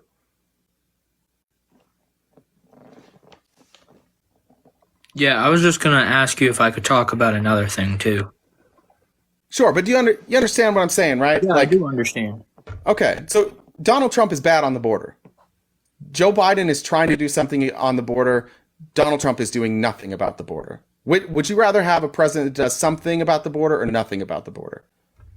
I disagree that Biden's done everything for the border. I didn't say everything. I not. said something. No, I said something. I agree Well, with no, you. He I'm hasn't saying done everything. he said on the news several times that he's done everything he can possibly do. He is not. Yeah, look, I agree with shut the border down. I agree that there is that there's probably things he could do by executive order. I agree with you there. I don't think he's done everything that he possibly could, but I do believe that he's trying. Like the thing about Joe Biden, and I think maybe that is funny to me that like for conservatives is you guys believe in democracy. You don't want big government. You don't want the executive branch wielding all the power. Joe Biden is trying to force Congress to do their job. This is really Congress's job. And the criticism from Republicans is like, hey, well, you could do more. And it's like, all right, well, why don't you guys just help out? Hi, sweetheart. Hi, baby. Thank you. I love you. How was school? Was it good? All right. Thank you for bringing me Starbucks. I love you. Sorry about that. My daughter brought me some Starbucks. Anyways, I agree with you, but Joe Biden's doing something. Donald Trump is doing nothing. Right? Well, Donald Trump can't do anything. Well, he could do something. He could tell Republicans to vote on a bill that they co-wrote and put it in place so that we could fix the border. But he and other Republicans have said, why would we do something that helps Joe Biden get reelected? I mean, he can't, because even if he was to say to do it, they would do it. They were all going to vote. Do it because no, they were going. No, wait, hold on. Wait, no. Many of them said they were going to vote for it. They agreed. They all agreed on this. Like, we're going to negotiate it, and then we're going to vote on it. They all changed their mind when Donald Trump said, "Don't vote on it." You can't show me people. You can't show me congressional Republicans, very few congressional Republicans that said before Donald Trump said don't vote on it, that said we're not going to vote on this or we're not going to vote for this. This is the most conservative immigration bill in the history of our country. The Republicans got almost everything that they had asked for. They pushed a bill through HR 22, and almost entirely what they asked for in HR 22 was included in this bill. Almost everything. And then Donald Trump said, "But I don't want Joe Biden. I don't want Joe Biden to get a win on this, because it would be viewed if we started to see lower numbers at the border and we started to see quicker processing time for asylum seekers, and we started to see better enforcement, and the border crisis was lessened. Joe Biden would get credit for that as president. Now, it's unfair to say that he gets credit for that, but that's the way that it works. And Donald Trump is so petty and wants to be able to continue to campaign, because this is an effective thing for him. He wants to campaign on the border. If he loses the ability to campaign on the border, what's he going to campaign on, Jason? I don't know. Yeah, he doesn't know either. That's his whole campaign. His whole campaign is Biden's bad, the border's bad. Yeah, but what would be important to you? You know what I mean? Yeah. But what I was gonna say is I know what you guys think, and you guys think that democracy is the greatest thing ever, and we need to protect it. But I don't know if it's the greatest thing ever. I just don't know how you protect democracy. When I just read an article before I got on that has said that the Democrats would not commit to certifying the election if Donald Trump was to win in 2024. That they would not commit to certifying the election. I'm looking that up, but I just so this is from National Review. I would like to point out there's like a few other. Okay, I would like to point out that I could probably name 50 Republicans who have said they will not vote to certify the election if Trump doesn't win. And I would also remind you that Trump lost in 2020, and he is still saying that that he didn't lose. And Republicans refused to certify that election, and a bunch of their constituents showed up at Congress and beat the shit out of police officers and broke in and were threatening to hang the vice president if they didn't overturn the election. You understand what you're saying, right? Like, you're saying Democrats, based on this National Review article, and I'll read it so we can look. I don't know what the source is, but even you saying this without recognizing that your party tried this once and they're saying it every day. Elise Stefanik, who is most likely going to be the vice presidential candidate, is saying, I would not certify the election if Donald Trump doesn't win. So here it is. If Donald Trump wins the election, Democrats... Let me just read this real quick. Democrats in Congress won't commit to certifying the election. That's not just speculation from conservatives. Eyeing the extremely long track record of Democrats. It's a theme of Russell Berman in The Atlantic. And he's talked to enough House Democrats to paint a truly alarming picture. So here's what he said. This is what they're basing this on. As Republicans are fond of pointing out, Democrats have objected to the certification of each GOP presidential winner since 2000. None of those challenges went anywhere, and they were all premised on disputing the outcome or legitimacy of the election itself. Contesting a presidential election by claiming that winner is ineligible, however, has no precedent. So, yeah, so what he's saying here is Democrats since 2000, not the Democrat Party, not all Democrats, but specific Democrats have challenged the certification in the courts, and none of those challenges have gone anywhere except for Bush v. Gore. And that was the only one that actually made it to the courts, and the courts were like, yeah, there's some evidence here. We have to have a court case. I don't know if you know this, Republicans have done the same thing. Democrats and Republicans have done the same thing. Well, I'm just saying I slowly think our country, and I think our country is slowly getting through to a dictatorship on the Democrat side of things. And it's wait, but who is the dictator? To the fact that they're trying to take the leading Republican candidate off the ballot. Who is? Who's trying to take him off the ballot? Colorado. Wait, no, let's talk about it. Who is trying? Maine. Okay, who filed that lawsuit in Colorado to have him removed from the ballot? The Colorado Supreme Court is the one that ruled on it. Not who ruled on it. Who brought that lawsuit? I don't know who brought the lawsuit. I know the Supreme Court ruled on it. Republicans brought that lawsuit. That wasn't the Democrats that brought that, my friend. That was Republicans. Then why didn't all 7 Democrat Colorado judges rule on it? So the ruling, when it's against the Constitution. Yeah. So in order for a lawsuit like that, there has to be somebody who's the victim, right? And the Republicans brought that challenge, basically saying, we believe Donald Trump engaged in an insurrection, and because of that, according to our Constitution, we believe he's ineligible to be on the ballot. The Supreme Court of Colorado ruled that they agree with that. They agree that he engaged in an insurrection, and it went through an appellate court, and then it went to the Supreme Court, and now it'll go to the Supreme Court for the United States, and they will ultimately rule, or they ultimately get to rule on whether or not he gets to be removed on the ballot. Now, he's going to be on the ballot. But for you to say that the Democrats are doing this is silly. It was the Republicans. Okay. Republicans maybe in Colorado it was the Republicans. Who was it in Maine? It was Shayna Bellows, who is a Democrat, who is the Secretary of State. And she solely just herself. Wait, but why? Wait, why did she bring that? Because she cited the dumb thing that the Democrats cite, which is the 14th Amendment, Section 3, which states something about insurrection. But if you actually read the words of the Constitution, it states that the Congress shall enforce. Not a state. Who brought the complaint? But who brought the complaint? Shayna Bellows by herself did it. Who brought the? No.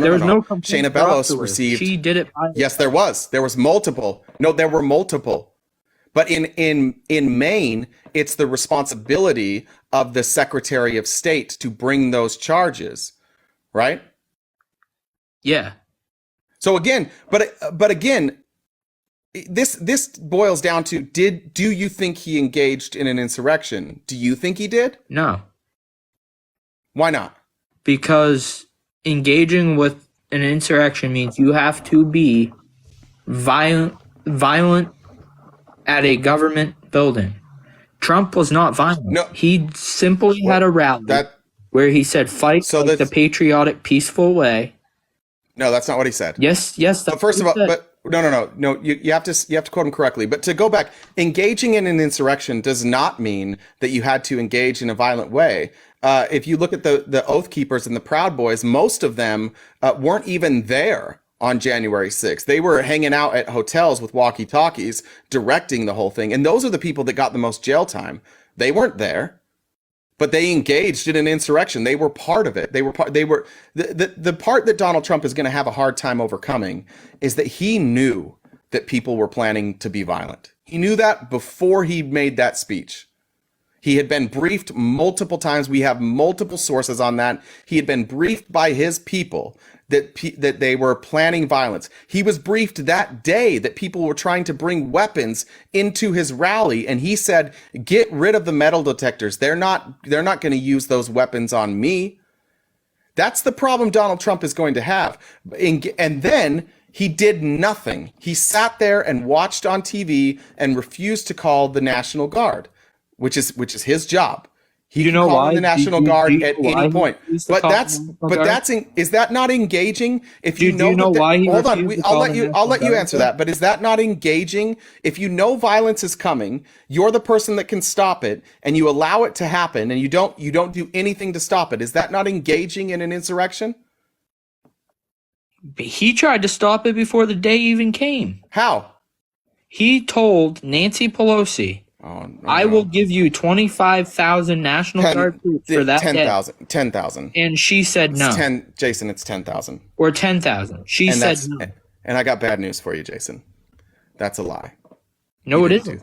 Do you want me to prove it to you, Jason? She even said that she said no to it. All right, Jason, let me give you a couple of facts. In Washington, D.C., who is in charge of the National Guard? It would be the Okay, in Maine, let's say this. You live in Maine, right? Yeah. Who is in charge of the National Guard in Maine? The governor? Correct. Does Washington, D.C. have a governor? No. Okay. So in D.C., the person in charge of the National Guard is the president, the commander-in-chief. Nancy Pelosi, at no point... The only way Nancy Pelosi would have authority over the National Guard is if Donald Trump was either incapacitated or unalived, and so was Mike Pence, right? Then she's third in line, and then at that point she could assume the role of commander in chief, but she didn't. And do you know who Christopher Miller is? No. Okay, so Christopher Miller at the time of January 6th was the acting secretary of defense. So the National Guard would report to him, and he laid that out on January 4th. He sent a letter for the Secretary of the Army. And what he said is, without my permission and personal authorization, the DC National Guard is not authorized to do the following: to be issued weapons, ammunition, bayonets, batons, or ballistic protection equipment such as helmets and body armor, to interact physically with protesters, except when necessary in self-defense or defense of others, to employ any riot control agents, to share equipment with law enforcement agencies, to use intelligence, surveillance, reconnaissance assets to conduct incident awareness and assessment activities, to employ helicopters or any of their assets, to conduct searches, seizures, arrests, or similar direct law enforcement activity, to seek support from any non-DC National Guard units, which would mean the Capitol Police or any other police force. They can't seek support from them. At all times, The DC National Guard will, and here it is, January 4th, Christopher Miller, the Secretary of Defense, reporting directly to Donald Trump, says this: at all times, the DC National Guard will remain under the operational and administrative command and control of the commanding general of the DC National Guard, who reports to the Secretary of Defense, meaning him, and the Secretary of Defense reports to Donald Trump. You may employ quick reaction force only as a last resort and in response to a request from an appropriate civil authority. If the QRF is so employed, DC National Guard personnel will be clearly marked and or distinguished from civilian law enforcement personnel, and you will notify me immediately of your authorization. Nancy Pelosi had absolutely nothing to do with the National Guard. She had no authority. We have video after video after video of her calling, begging, and pleading Republican senators and Mike Pence, please, for the love of God, get Donald Trump to get off his fat fucking ass and send the DC National Guard. We need help. She's on the phone begging for reinforcements while the people outside are calling for her life and calling for the life of Mike Pence. And what was Donald Trump doing? He was sitting in the White House, laughing and watching it on TV, sending out tweets. The one person who could have sent the National Guard spent 187 minutes watching these people try to undermine democracy. You've been lied to, Jason, repeatedly. He asked them to deploy the troops before No, he didn't. they started. No, he didn't. And that's the No, reason he why didn't. sat there and laughed. Where's the proof of that? Where's the proof of that? I'm finding it right now. I came down the stairs to find my laptop to do it. You understand though, you understand from that letter, who is the only person who could authorize troops? Obviously not Trump, because Trump had to request it. Wait, no. It says exactly who's able to authorize troops. The Secretary of Defense, who reports to the president. The president can always authorize troops. Always. The president can even authorize troops in other countries. He just can't declare war. Congress has to declare war. But the president is the commander in chief. The president is responsible for the military. The National Guard is an arm of the military. So who has to claim war? Well, in this case, no, I'm saying the president. So a lot of the reasons, we can go into places like other countries, and the justification like Bush used and Obama used and Trump used for their acts of war in other countries is that it wasn't a declared war, and only Congress can declare a war. So it's been like the loophole forever. The presidents can do like military acts. They just can't declare war. It's a silly loophole that presidents have been using for decades now. And that's not exclusive to Democrats or Republicans. They've all done it.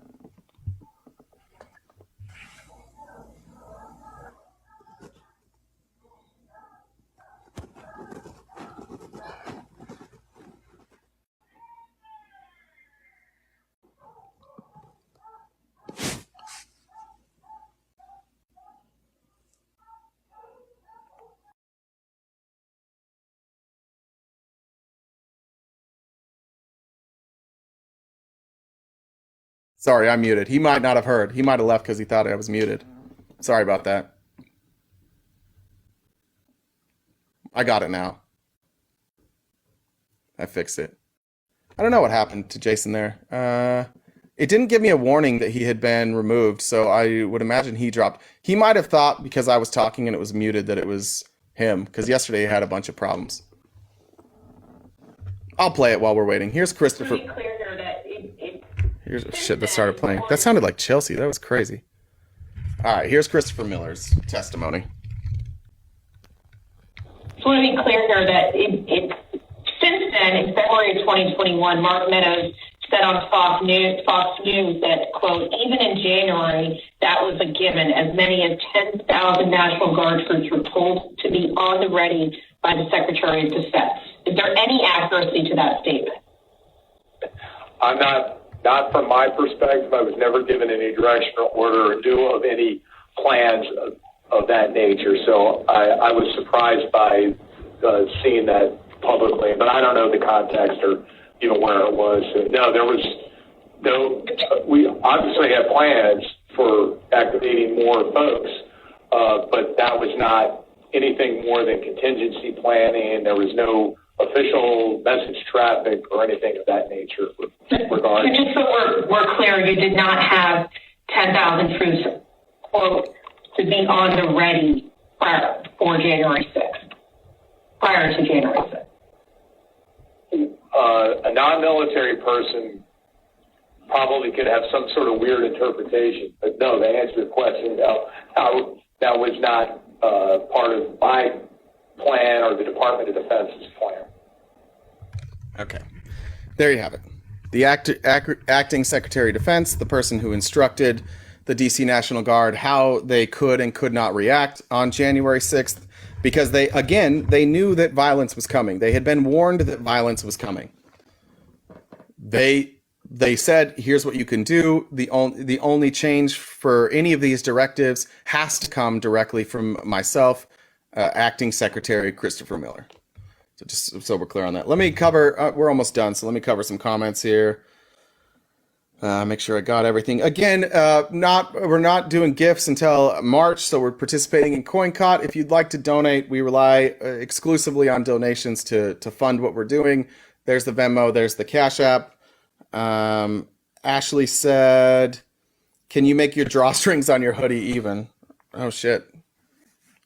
Yes, thanks, Ashley. I know that was probably killing the OCDers.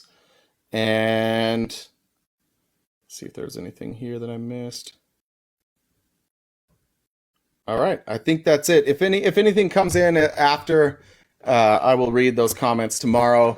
That's it for me. I did it. I made it all 3.5 hours without Felice. I'm sorry that you guys had to do it, but thank you for being here, and thank you for the support. The dogs, I have 2 labs. That's what I have for dogs. They're wonderful. Their names are Dorothy and Rose. They were named after 2 of the Golden Girls. They're like a white yellow lab, so I named them after the Golden Girls. If you would like an invite to the Discord, you can shoot me a DM or Jen or any one of the mods who do a great job. The Discord is a great place to be. We drop all of our sources in the Discord while we're going. So if it's stuff that you want to read, if you don't want to just trust us, which is smart, we drop all the links in the Discord there. It's also a fun place of like-minded people. Jason's in the Discord. I don't know where Jason went, but Jason actually joined the Discord yesterday. I like Jason. Let's be kind to Jason. He's just been misinformed, and that's okay. We'll keep having these discussions. But if we learned anything from today, like, it's time to start taking these people seriously. It's time to stop pretending fascism isn't on the ballot in 2024. We have to change. We have to win these elections. And more importantly, on statewide levels, we need to identify the people that are going along with this. And that type of shit needs to be out in the public. If you have a representative who is consistently on the side of fascism, tweet at them. Just go find their Twitter, and every single time they tweet something, just point out something they said. Point out Project 2025. Point out a troubling aspect of 2025. Make sure that if there's anybody undecided who's reading those tweets, who's reading those Facebook posts, whatever it might be, like, make sure there's an opportunity for people to hear the truth. The truth matters. If we want to get back to some semblance of normalcy and we want a future of equality and equity for ourselves and for our children, democracy is on the ballot in 2024, and we have to be part of it. It's exhausting. It wears on you. It wears on me. It wears on Felice. I know it wears on all of us, but like, collectively, we can make an impact, and never underestimate the impact that you can make.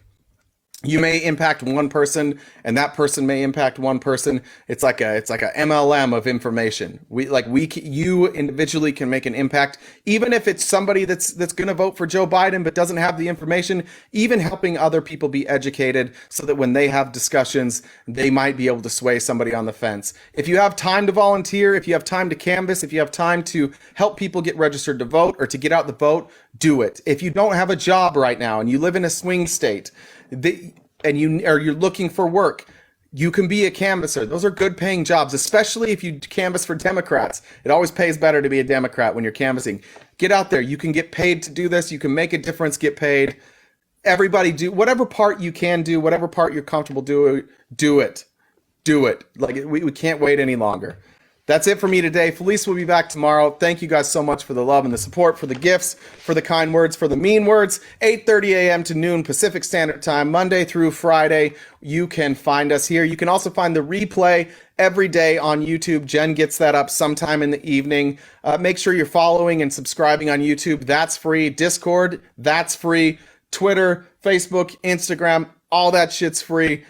We don't charge to include you in any of that. So follow us there, help us get our message out, and we'll see you guys tomorrow.